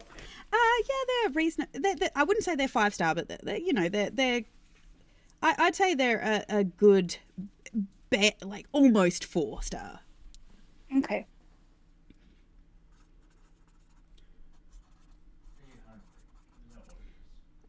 apologise. My husband in the background asking the cat if it's hungry.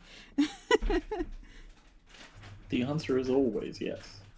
Yes, that is true.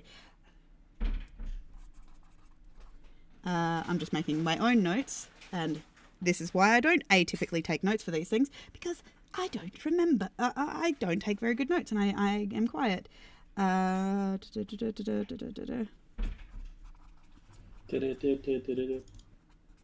sorry, but part tea, part coffee, part chocolate milk sounds disgusting. Actually, no, I think it'd actually be pretty tasty, to be honest.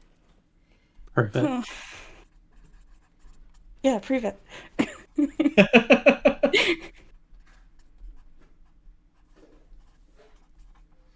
I'll visit Tegan and I'll tell you guys how it is. So, just making all my notes. Anyway, wait. Gladys said she also has a... What was his name? No, it started with a G. Who's Gladys's lover, everyone, please? Oh, Gerald. Gerald, thank you. Gerald.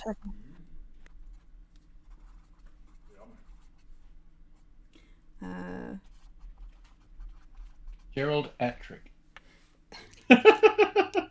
Oh, God. Likes to go by Jerry. 1 second.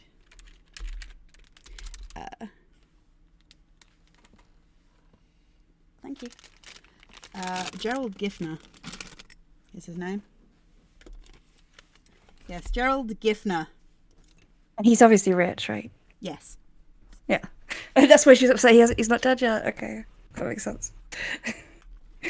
Yes, he owns a... Not that... Well, they would tell you all about this stuff, so you'd find out that Gerald is a very notable magazine producer.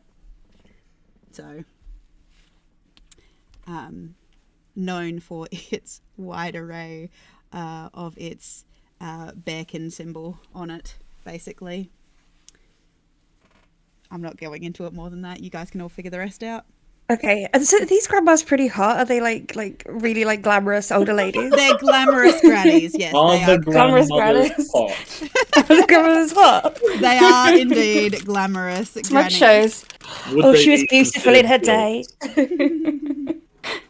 Okay, so as this talking is happening, you know what? This is a good place before anything terrible happens. We'll take a quick 5-minute break. So everyone can get a drink, go to the bathroom and things like that. So, we'll be right back, everybody. Go team. Go! Go. Go. Go. Go. Go. Go.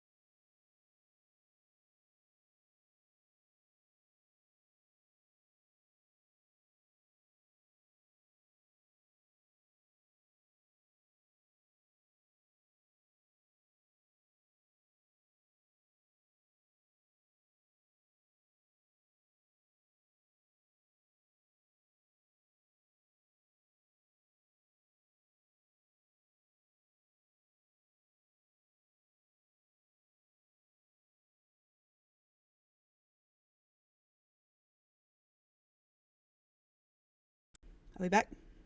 Yay! Welcome back, everybody. I hope you are hydrated. I hope you have had a stretch, looked after yourself, your mental well-being and all that jazz, gotten a snack. I can't save. Have a checkpoint.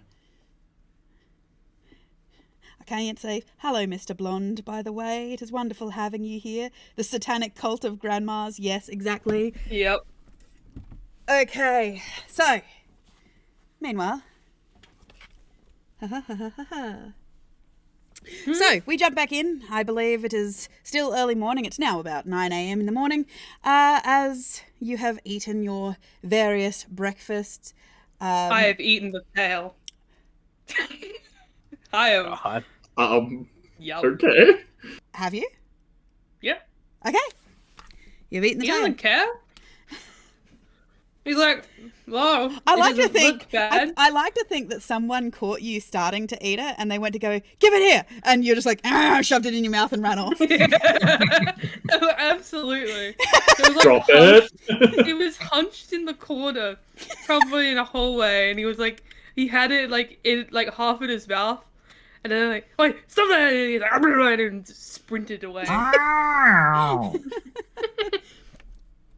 Okay. Like, So, does anyone else want to talk about rumors or just chilling on the morning of this boat ride? well, I want to know how I got the rumor, the one that I have to snoop around for. You snooped around. We'll just assume that Okay. if you're sneaking and sitting in corners eating tails and just in Oh general yeah, he has snooping. he has no respect for privacy. He's got to Exactly. look everywhere. I fully believe that you broke into the captain's quarters and read the manifests. That was my plan for that. Okay. Yep, that works. Absolutely. He did that. I also So, like to Harsa, think I like to think that you lured him out by like tickling your paw underneath the door. He's like, Yeah. "What is that?" Okay, yes. Sebastian, you went. So Harsa. Must have been the wind. Yeah. so Harsa, Yes. you know who I saw was on board? A crazy Ooh. coincidence this is. Ooh. Have you ever met or heard of the young lady by the name of Breeze? You can see, like, he hesitates a little. I recognize the name, yes. Yeah, I've only had a second-hand discussion about that one, but unmistakably, somebody with her features and her name's been thrown around a few times. Is said to be on board, and I believe I've glimpsed her a few times. Really? I never got a chance to meet her in person, but it seems strange that she'd be on board a random ferry ship going to Corkwood, wouldn't you say? I mean, the same can be said for both of us, you realize. Well, that's part of what I'm getting at, Harsa. It seems we might have a kindred spirit aboard. True, yeah. And, we don't exactly have a destination, do we? Not particularly. So, I mean, I don't know a ton about, well, the outside world, and I have faith that you know quite a bit, but, maybe we could expand this entourage of ours. Of course. I have my worldly knowledge, you have your diplomatic knowledge. That is where we trade. Yeah, sure, let's go with that. Alright, well, if this is who you think it is, I leave it in your capable hands to make the right diplomatic moves. Alright, I'll go on the hunt, shall I? Of course. Wait, my we're God. hunting? Scared. I need to go back to the room to get some stuff if we're hunting. Not that kind of hunt, mate. You spent a bit too long in your workshop. Not wrong. Alright, lead the way. Well, I gotta find her first. I may have something for this. I think I'll just do it the old-fashioned way, mate. My eyes still work. That's fair. Alright, go ahead. Alright, and Sebastian kick off the rally and go see if he can spot the one by the description he knows as Breeze. Kicks off the wrong direction, falls off shit. Dies. End of campaign. It shines so brightly, but you know. The last thing you see fall below the waves are his Crocs. No! Final shot. If this campaign was a movie, that'd be the final shot. No, they're just floating to the surface.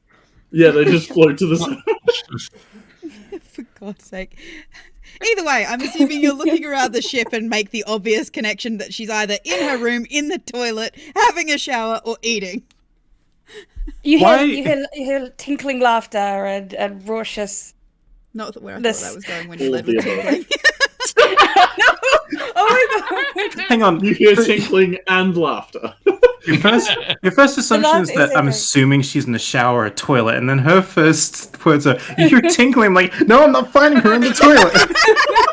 Laughter, because I'm still with the grannies, but we're like having a laugh, They're having a laugh, and some of the grannies are like, you know, they're laughing in that way of like, as you come in, for those of you who are Breeze, you would be used to this.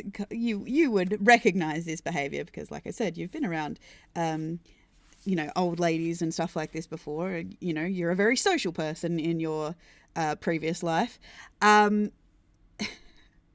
But so the fact that they're doing all of these lovely little old ladies are kind of giving those very flattering laughter while also patting Crisis on the forearm and the biceps a lot, you know, like one of them gives a pat on the cheek. One. Yeah, he gives him a pat on the cheek. Andrew going, I feel so unsafe. Why are you being so nice? Andrew's not used to getting head pats. Look, I am, but normally the head pat comes from a mace. So, Harsa and Sebastian, you can see through the windows here into the dining hall. You can see that you are correct. It is Breeze. You, or at least know her by sight, documentation, and things like that. So. Mm-hmm. How deep in conversation do they all up? They're definitely engaged, laughing and chatting, but it's not like it's closing you out. It's not like it's a secret conversation or anything.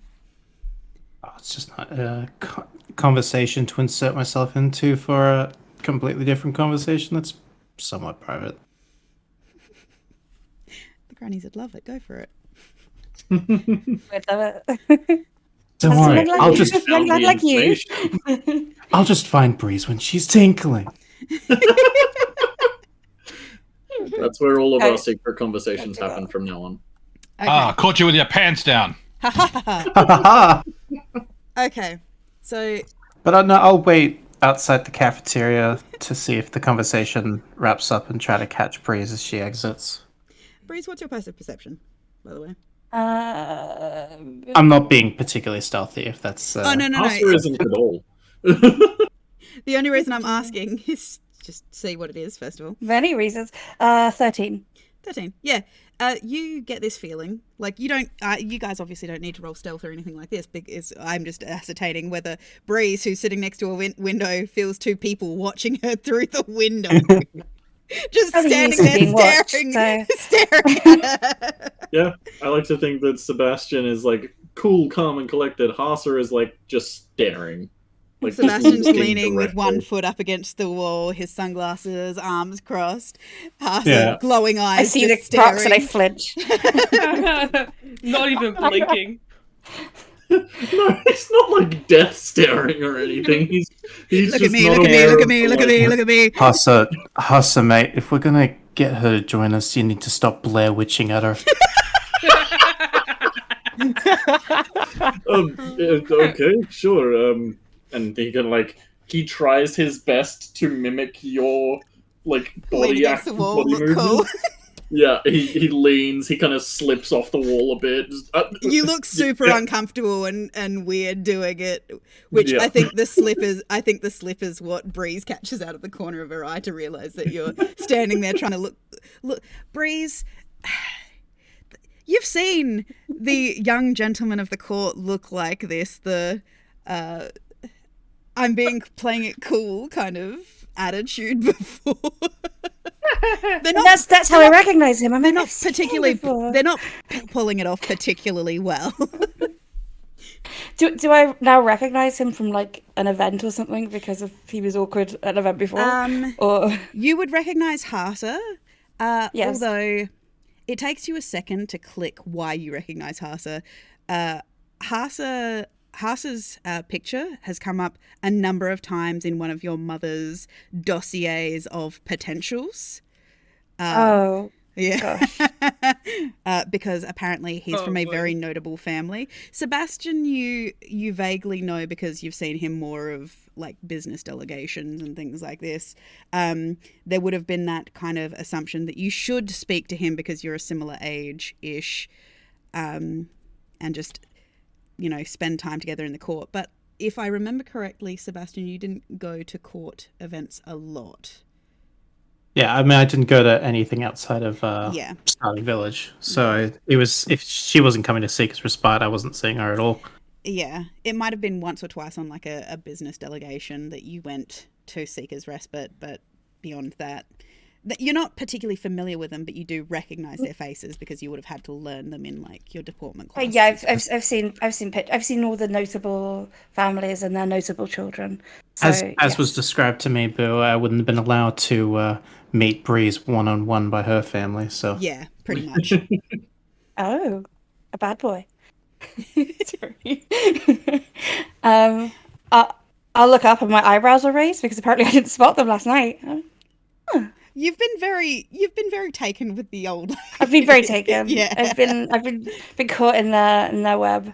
The grandma web. Yeah. Oh, let's not refer to it like that. Let's move on. No, it's nice. It's safe and warm. It's knitted. It's a knitted web, and it's nice. Gross. And I give a jaunty wave. Can I roll stealth? You may. Thank you. Harsa notices the wave and just sort of waves back, completely unaware of the social cues. He just hi. Eventually, I'll teach you the ways, Harsa. Okay. Invite her out, mate. Invite her out to us. Oh, okay. Someone's keeping an eye on someone. Yeah, we'll come around to that in a minute. Just through the window, he'll wave and then he'll gesture come here, kind of. While they're doing that, I'm going to cast a spell on myself. Okay, what spell are you casting? Polymorph. Borrowed knowledge. Oh, Aura of Knowledge. What is Aura of Knowledge? Borrowed knowledge. Borrowed, sorry. I'm just going to give myself proficiency in persuasion. Yep, sure. And then touch my thigh and give myself guidance. For everyone who doesn't know yet, by figuring out what class everyone's playing, this is essentially a huge party of charisma casters, so... Not me! Not me! But it makes you special. That's okay. So half the party is, half the party isn't. Okay. You... how do you cast this borrowed knowledge? Because it does have a material. You've got to have a... Do you just pull out a book and start flipping through slowly flip through the pages and then put it back in your pocket kind of thing, or? Yeah, I've just got a small... for dummies. I just have a small book in my pocket that he just really just needs to tap to activate it. It's not a certain magazine, is it? It's one of it's little red pocket book. Little red pocket book, okay. I was going to say it's not like a little black book. No, I wasn't going to immediately assume that. No, it's a little red pocket book. Kind of like, this is going to be a very niche reference, that a lot of farmers have them basically, and they come with like a little pencil in the An almanac? It's kind of like an almanac, but it is like a little notebook. It's like a pocket-sized notebook with like a little pencil that sits in a compartment against the spine. But it's a little book, basically, with things written in it, notes written in it. So you pull it out, flip a few pages, cast your spell. Yep, just briefly. Yep. As I wait. Okay. Meanwhile, while you're just waiting for Breeze, it's going to be it's only going to be a minute or so, but... to extract myself politely from the conversation, so yeah, it'll take a minute or two. So, Bao, what are you trying to do? I know what he's trying to do. What are you trying to do, Bao?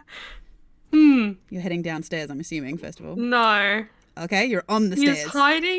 He's hiding on the stairs, glancing over the edge at Harsa's belt, where there are shiny ball things that he really, really wants. Yep. He really wants. So you're not quite on the landing, you're a Shiny few and so steps up. round. You're a few steps up, and they're just like these two ears poking over the top of the stairs. You know that look cats give when they're looking over an edge? Mm-hmm. It's that. That is one thing that Sebastian would note. Clipped just under his robe, Yeah. like strapped fairly close to him so they don't come loose accidentally, are a small assortment of grenades. Unfortunately, I don't see the cat's 20 stealth on the stairs, so... No, however, from down below, from like Down coming up below. coming up the stairs, unbeknownst to Professor Smells, Professor Bao Smells, there is a raccoon man who can see a little butt jiggle, tail Wiggling. twitch. Yeah. So technically, just for a point of reference, Rick, you are like here. Bao is, for reference, here, and they're up on deck over here, like upstairs here. Yep. So Yeah. just giving you a point of reference of where you actually are on ship. So. Yeah. So, Breeze, you two are over here, vaguely from through the window, and Breeze, you are coming out this door here. So, everyone's in scene. Yeah. Okay. So, are you doing anything, Rick, as you are watching this cat? Slowly creep up the stairs. Oh my god! Oh my god! Stalking the stalker. Yep. Okay. What I'm going to try and get up as close to him as possible. Roll me a perception, Belle. At disadvantage because you are very, very distracted. I am so distracted. I don't care. So, perception. 6.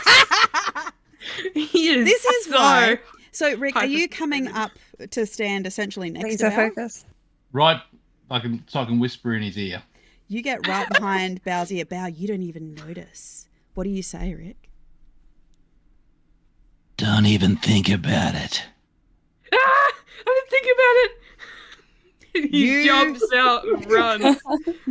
I'm imagining these gifs of cats turning around and seeing cucumbers behind them. Yes, exactly. That's what I imagine too. That is Just jumping like 10 feet to the air. Like, it is almost like Bao levitates. You're not sure how he just bounced off, like, pinballed off of things and... Yeah, you hear his like claws scratch against the floor as he just speeds off on all fours. Just Why do they always run? They always run. I'll do follow. you take you take off after him. There is a brief disturbance for the three of you, Breeze, Sebastian, and Harsa, as you see this cat absolutely shit themselves, run out the door like with a slam, and then a little raccoon man in a trench coat on tiny legs, like trying to take off after him He goes past them. down to the the other. In the brief day that I've known Bao, I'm kind of used to this from him. Like, he's always seems to be being chased by somebody. So I'm like, yeah, okay, this tracks. You stand aside to let Rick through.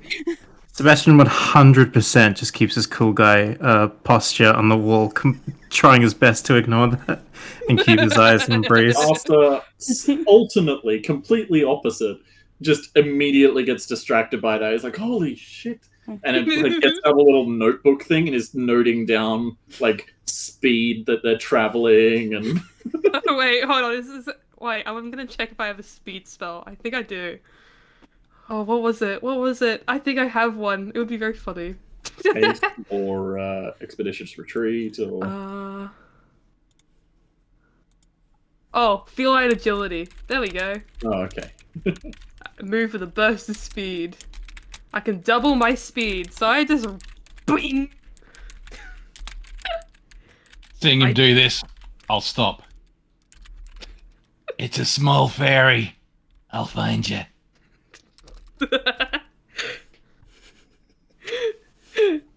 Okay, so wait, let me do the calculations. How fast? Oh god, math. That is Oh no! cool. All of our weakness. So if he's moving double speed and his He'll be running 90. speed is twice his speed, so he would have 120 feet of movement.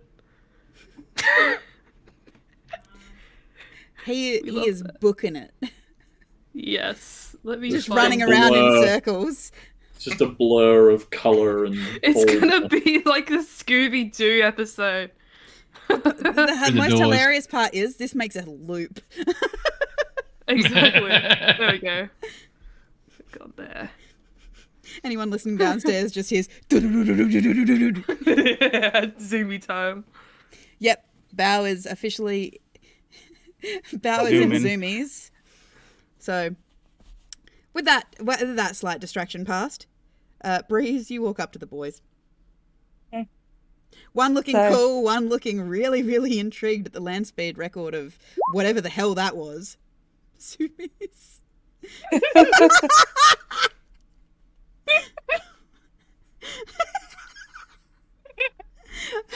Okay, please continue. Oh yeah.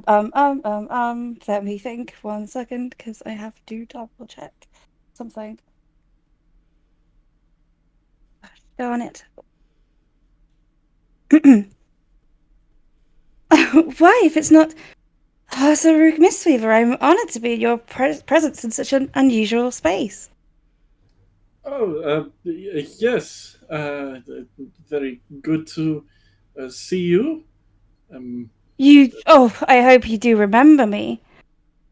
Of course. As I myself am not all. There we go. Back on the Discord page. Yes, Miss Lemery? Yes, you can call me Breeze. Breeze. You probably knew me better as Liz back home. Liz. Fair enough, yes. Have you met Sebastian? I have And he not, kinda, but I have, of course, heard of him. intentionally, like, both verbally and physically nudges you forward, Sebastian. I turn and I give a slight sort of bow and in the way of my people or their people. What's the best greeting for your people? Like a bit of a brow? I would know. A handshake. For my people, yeah, a bit of a bow. I give a bit of a bow, and I say, "Of course, I've heard of you, Sebastian Augur." Oh, and I've heard of you too, as well, my lady. I was about to say good things, I suppose, but perhaps that is no longer the case. Sorry, it hailed wrong. Wait, what was that? No. Well, of course I've heard only good things about you, my lady. How else would I have recognized your beautiful visage? You are a flatterer, like they said you would be. I'm just trying to remember. The horse is standing there going, what the hell is going on? Sorry. My lady, if it's all right to refer to you as such, I Please. figure... It is not alright. It makes me feel terribly old. Please call me Breeze. Oh, but I must refer to you as one of your station. It seems only right to do so, to honor yourself. It is. No, Out here, I'm simply a traveling musician. And Well I then. would be honored if you would treat me as such. Breeze it is then. You may I've simply heard refer a to me few as things Sebastian. about that. Sebastian. Maybe even one day Seb. Maybe one day, maybe tomorrow. Maybe tomorrow. Or what exactly brings one of your station onto a ferry going nowhere? I would that's the same with both of you. And it's not going nowhere, it's going to Corkwood. Well, if it's truly the same as both of us, we are going nowhere at the moment. Not terribly exciting, I know. I am looking for my mentor, who disappeared a week or so ago, and I wondered if they came this way. That is all. I'd say. Do you have any leads? None. So I got on a ferry to a random place, and here we are. Well, But the grannies I've been speaking to, they seem to have a lot of fingers and a lot of pies. They may have a bit of a rumor network going on. Who knows? working hard.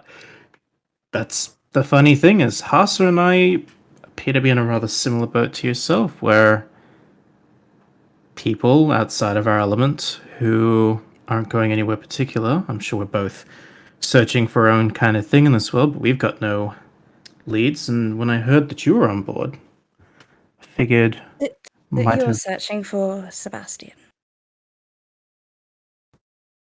What is it? Anybody's searching for a life of adventure and excitement, I suppose. And your friend feels the same? He seems like the adventurous sort. She says that slightly wryly.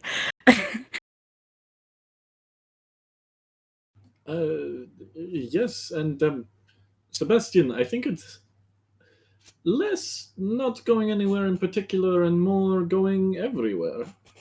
Think of it more of going wherever we can, not just wherever we end up.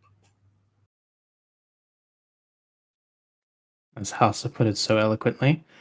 And we were thinking, since we appear to have a kindred spirit on board of sorts, that we might add a new traveling partner to our retinue. Help each other out. It doesn't hurt to team up, to have allies, of course. As I have nowhere in particular to go, and you have everywhere in particular to go, perhaps you could guide me. Yes, indeed.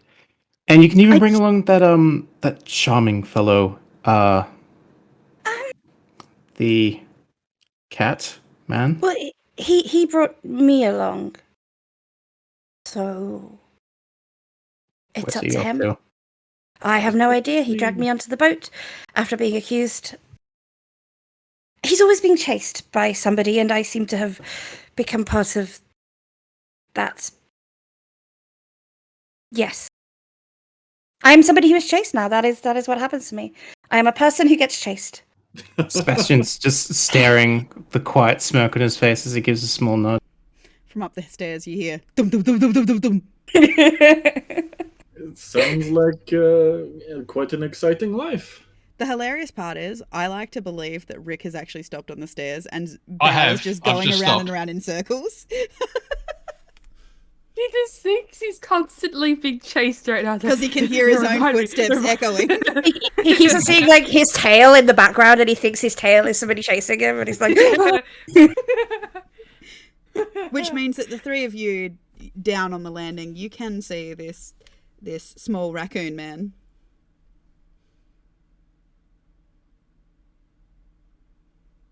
Don't mind me. Keep going. Continue. Just lean in a bit, Sebastian will lean in a bit closer to the priest, like, your traveling companion's not a wanted criminal, is he?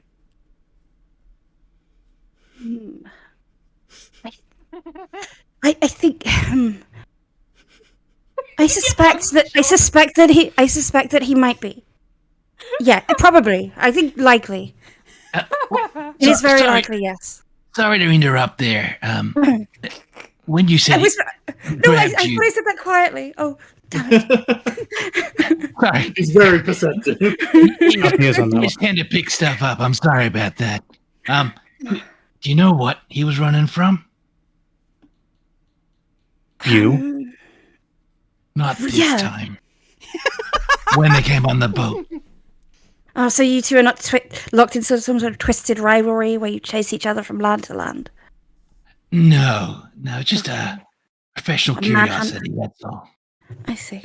And what is your profession, may I ask? Before I answer any questions about my friend, she says with a very high voice. Without my lawyer present. Sorry. My name Rick Rake, and I'll pull out a card. Private detective. He pulls out a lovely little card. Rick, what do your business cards look like for the Moonlight Detective Agency? They've basically just got a moon with a little bit of cloud over it, and it just says Moonlight Detective Agency. What color Take a long is it? moment. Oh. Oh, it's just a cream color, just with black font.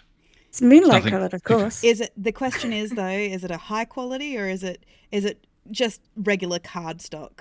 Or is it handmade? Not like glossed or anything. No, it's regular cardstock. I ain't paying for that stuff. It's just in typewriter font on it. Yes, pretty much. It's just like as cheap as you can get, sort of thing on card. There you go.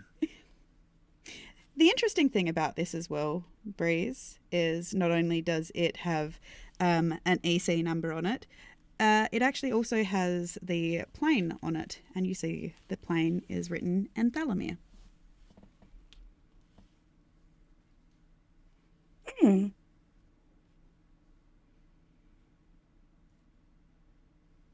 if you ever need my services, For don't reference, hesitate. just as a reminder, because I don't expect you to remember, basically it's meaning that he is from what used to be the material plane. But that's what I mean. Aren't Harsa and No, they are from Failure. Sebastian? Well, what it is they're people 1,000 years ago after the merge emigrated to Failweir, but their people are now technically Failweirans. Okay, right, that's where I was getting confused. So I would say, long way from home, aren't we? Yeah, it's a sort of a business trip. And that's not your target? And I just look up and I point to a cat just chasing its tail. It'll be actually, I think it would be down, actually. Okay, Yeah, it's down. Points in the general direction. Yeah, just nah, in the sorry. general direction. You can just hear thump, thump, thump, The thump, thump, thump, thump, thump, thump, thump. No, it's actually stopped. Oh, that's even more concerning, I think. Sorry, old habits die hard. Sort of a professional curiosity. Well, they're not your target, I suppose. So perhaps let it lie, unless somebody pays you to track them. What's the bother? Yeah. Sorry, not in my nature. And who are you tracking? Perhaps we could help. Well, I just saw him eyeing off the stuff on your friend's belt over there, and I'm not sure if they're a thief or anything like that, but yeah, you might want to keep a close eye on your valuables, that's all. Oh, my bad. And he kind of like tightens up his robe, concealing the grenades. Yeah, I've seen the type before, and yeah, it never ends good. Sebastian will just kind of lean down to Rick a little bit closer. I believe the Catman that you've observed, he might be a little bit special in the head. So I trust that he's not too much of a threat. And you can keep a cautious eye, but treat him with a careful hand. No, that's fine. Look, hey, be it on your own head. I've given you the warning, so I'll let you carry on with your conversation. Sorry to interrupt there. Have a great day. No worries. I've been keeping a close eye on him myself, so don't worry. Seems like you keep a close eye on everybody on this boat. Yes, I see quite a lot from under these sunglasses as he adjusts them just a bit. Oh, sorry. Just one more question, ma'am. All right, Columbo. You're not related to anyone famous, like a bard or anything like that, are you?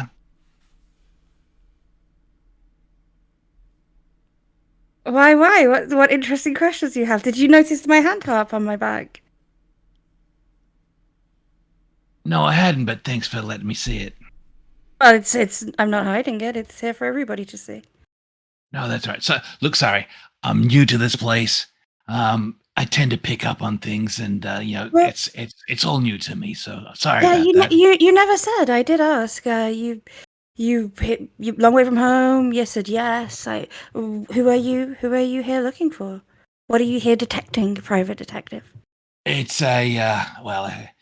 it's basically a custody case. I'm after a child that the father crossed over, took the child home, and brought it over here. And the mother's paying me to find the child.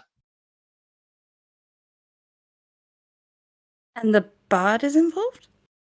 No, sorry, that was just a. I just pick up on these things and it just interests me. Like, it bugs me unless you know what I mean. Otherwise, it just sits there and ticks over in my head. That much I definitely relate to. So once again, I'm sorry. I won't bother you any further. Enjoy your day. Bye now. Does he walk away or does he just sort of stand there? He just keeps No, standing by and then just Standing there Enjoy your looking. day now. Keep standing there. no, I turn around and I walk out. I'm It's a going fucking looking. power move.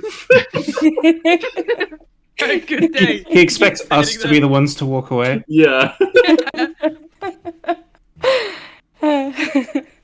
Well, Breeze, it looks like you and I have more in common than we first realized. And what's that? Oh, I mean, I'm not exactly deaf. I heard what the young Rook was mentioning. You're related to a famous bard? And you are also related to a famous bard? I am indeed. Perhaps you've heard of my mother. Well, of course you have. You're within the upper echelon circles. You've heard of Augur, the famous talented musician known fair and wide. You know vaguely of it because of your sister, thankfully, but your mother, it was not atypically the bard of choice that your mother touted in the household. But like I like music, so I would have gone and Yeah. found out like underground. but you cool had music. to sneak it in. Your mother was like the grandma from Coco, but like you can only listen to this music because Are we it is- talking like Taylor Swift or more like Carrie Underwood kind of? I will let Zegent decide on the style. God, I don't even know what that means. Are we talking like Edgy is your happy mother. and lots of energy and really? It's like, lots of classical music, so like violin and piano stuff, that sort of Oh, thing. Lindsay Sterling, got it. Yeah, more. But my mother hated it. She Who? thought it was she's that one who like plays the violin and then dances in weird places. Right? I mean, you're not wrong. You're not wrong. Yeah. You're not wrong. Is there another Yeah. way to do Whereas I don't know. your mother was very much a your mother was very much a achy breaky heart kind of gal. Cool. It was modern in its way. In its way. Yeah, in his way. I think she's an artist and a scholar. I think she thought it was like deliberately, like it was subtly subversive in its. Yeah, I don't know. Yeah. It was She had something. her reasons. She had like a 10-minute intelli- thing that she'd say about it. Yeah, she made up intelligent reasons for saying basically I'm a fangirl. She's like, I don't like. Basically, intelligent reasons for saying I don't like this. Don't like this person. And I was like, oh, It's yes, I've heard of derivative her. and below your Derivative. safe. Why? Quite the rogue talent. Oh well, probably not where. And then I just realised it's probably only my circles that think that. quite the acclaimed talent. I have a few of her records. Yeah, she was very talented. Never could quite match up to her in the musical sense, but You have some skill though. I look Perhaps about so. him to see if there's an instrument. anywhere? Not on his person. Okay. Yes, Well, I perhaps we do can jam hold together some music sometime. down. Maybe we shall. Give each other a whirl. Oh, well, indeed. Yes. Wonderful way to put it. And Harsa, Well do then. you play? Yes and no. I prefer the more mechanical instruments than musical. I have dabbled here and there, though. We should form a band. Absolutely. Absolutely. Absolutely. Ash is actually quite the good percussionist. Is that who this is? And I look at the big thing. He is actually standing outside the door. You can see him through. He's actually lumbered over to the little window in the door, and he's just like tapping on it, like tick, tick, tick, like he's trying to get your attention, Harsa. Actually, Yes, this is Ash. Sorry, Ash. I kind of like lean the door open a little. you watch as he just kind of like goes, and just starts to slowly turn and point at the sky. This is because you are out there, Rick. You would also see this. You would have seen this before. There was something that grabbed your attention in the last couple minutes or so, actually, as the sound of flapping has filled the air. And you can see, descending upon the deck of the ship, a large, dark cloud of what appears to be a whole heap of black, small, flying creatures. The way that they are flapping their wings, these are clearly not birds. They're almost bat-like, that is heading towards the ship. And this is what, for you, Harsa, Ash is starting to point to. Dun, dun, dun. Well, Sorry to bother, folks, but is that natural? actually, Takes a look. Is that natural, Boo? Roll a nature. Anyone? What is it that we're looking at? I've This is gone what outside. you're about to find out. I'm hiding in a toilet. You are hiding in a toilet. Yes. Sebastian, you're not. Yes, I love my rolls. This is going to be the rest of the campaign. I can know for sure. Can't be a session 1 without some awful rolls. Sebastian, you can't quite see out past Ash. Ash is taking up quite a lot of the door space. I think I just don't know what these things are. What even is this guy? Harsa, you and Breeze are kind of looking out there, ascertaining it. Harsa, to look at, it looks almost bat-like. The sound of the wings, it is definitely more of a leathered sound, as but tiny. Whatever these creatures are, they are tiny creatures. At a glance, you can see that they're kind of bat-like, except there's a weirdness to them that they've kind of, as the sun is catching them, it's kind of showing off this brownish red to the skin, almost like dried blood. But Breeze, as you're looking up at it, squinting, you vaguely remember a book from one of your tutors talking about different kinds of creatures from different places, different environments and things like this. And at first you can't believe what you're seeing, because this is very, very unusual. If these are what you think they are, and you're reasonably certain you know what they are, they shouldn't be here, because they normally like dark caved areas, like the mountain ranges through further to the north, and so these are very, very much out, one, in the daytime, two, out of their environment, if what you are looking at is a large flock of Stirges. Stirges? What are they doing here? I'll just lean over to Breeze. You appear to know what you're looking at. What's a Stirge? A Stirge is And their weaknesses are Wow, comprehensive and easy to learn. You mean? Quick, simple, efficient. I like it. Quick, simple, efficient. What a Stirges for everybody playing at home. They are a flying creature that looks like a cross between a large bat and an oversized mosquito. It has sharp pincers. Its long needle-like proboscis slashes the air as it seeks its next meal. They are kind of like vampire bats. They drain the Yucky. blood by plunging their proboscis into the flesh while using its pincer legs to latch on to the victim. They look kind of gross. Awesome. what are the weaknesses? So it's not a good thing then. Their weaknesses is they're small and squishy. They're small and squishy. Don't worry, we've got this. All right. And Providing they judging don't by bite you. they're coming this direction, yeah? They are heading for the ship, where you can see that there are a number of other passengers. I just mentioned the grannies and Charm and her mother, but there are other passengers here. But a few people have come out to kind of look at this large cloud of creatures, kind of almost like a swallow, like as a swallow cloud, I suppose, a starling cloud, that are kind of swirling over the ship. I suppose like the piranha birds from the Croods.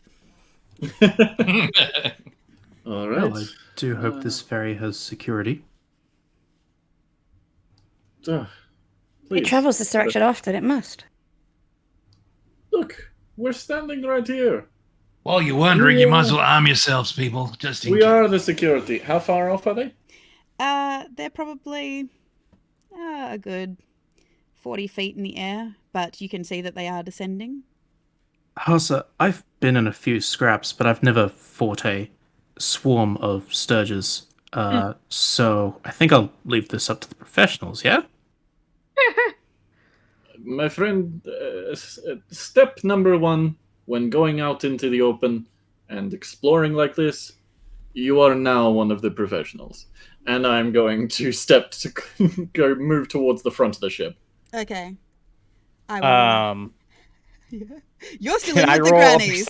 You're still in with Can the I- grannies. No. At the word professional, can I roll a perception check to see if I hear just that word? Sure, but I will get you to roll at disadvantage because you are behind My glass. professional senses are tingling. And grannies are still touching your muscly arms. and complimenting 13. you. Yeah, I would say that most of the conversation that happened outside this window for you, Crisis, a lot of it was wah wah wah wah wah wah wah wah wah wah wah, and you just hear wah wah shunno. I will say, knowing full well that Crisis was in the cafeteria, and based on what I've observed / heard while on the ship, I definitely would go straight into the cafeteria Knock on it, yeah. and walk in, point straight to Crisis and be like, "Hey, you mate! I heard you're professional. heard you're a crack shot. Heard you're a crack shot with that gun of yours. I was going to ask you about this later, but I was hoping to get a live performance, perhaps right now." If you're paying, yeah. Oh no, I'm not paying. Sorry, I'm a bit broke at the moment. But Wait, there is a. I'm sorry, dear. Do you need some help? Some protection? Yes, there is quite a large swarm of Stirges approaching the ship, which, as I have been informed by this lovely lady behind me, are extremely vicious and will tear us all apart if we're not careful. Gladys, So I Gladys believe is that already in her carpet bag pulling out her little black cat hand pistol. Yeah, you two will do great. I stand up, rifle in hand. Filming.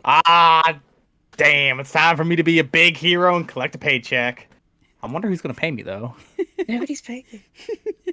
And as you I head, have to be and as you paid. head out to the deck, that is actually where our session ends this evening.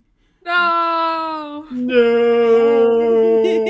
So we will open next session with initiative. Oh my god. I don't know what Belle's gonna be doing. I don't know. He's still in the toilet. He's still in Yeah, the he's toilet. still there. He's still hiding. You're pouring all the toilet paper off the roll. Yeah, he got. It's just coping mechanism. So we'll start next Destroying session Mistweaver. in combat. But I hope you all enjoyed it. For those who are watching at Yes. home, the sessions. Percy comes back to watch. Yeah, I hope Percy comes back to watch. So this game will be on every Saturday. I believe it is on my schedule and on my schedule page on Twitch, so you can look down there to see what time that is for you, because I'm not sure where you are in the world.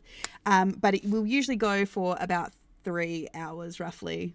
So, no, we didn't quite make 3 hours because, well, I started streaming a little later today because we just had to get some things set up. But I start at 5 a.m. your time. Woo! Well, good morning, Percy. I hope you have a wonderful day so far. But yes, so if you want to see more crazy shenanigans of this, come back next Saturday for more State of Anarchy. Otherwise, if you just have questions about the world lore, the world itself, any of the races, species, subclasses, any of the characters kind of stuff, I do a map building stream on Monday morning and Wednesday morning or Wednesday night, depending on the week. That is all on my schedule.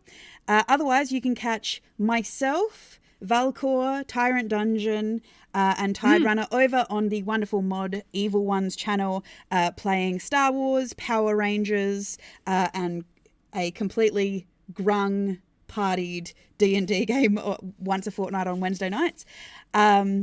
So check us out over there. Otherwise, thank you for joining us. Thank you for following us. If you like what we do, please follow. If you are financially capable and are able to do so, please subscribe. Otherwise, don't feel like you have to. Otherwise, it has been wonderful to have you here, and we will see you all next week. And I hope we hope you have a wonderful morning, afternoon, evening, or night, wherever you are in the world. And we will see you all next week to watch the party be devoured by Stirges, and hopefully we don't have to roll a whole new party. Fingers crossed. Embrace anarchy. Embrace anarchy. Embrace anarchy. All right. Bye.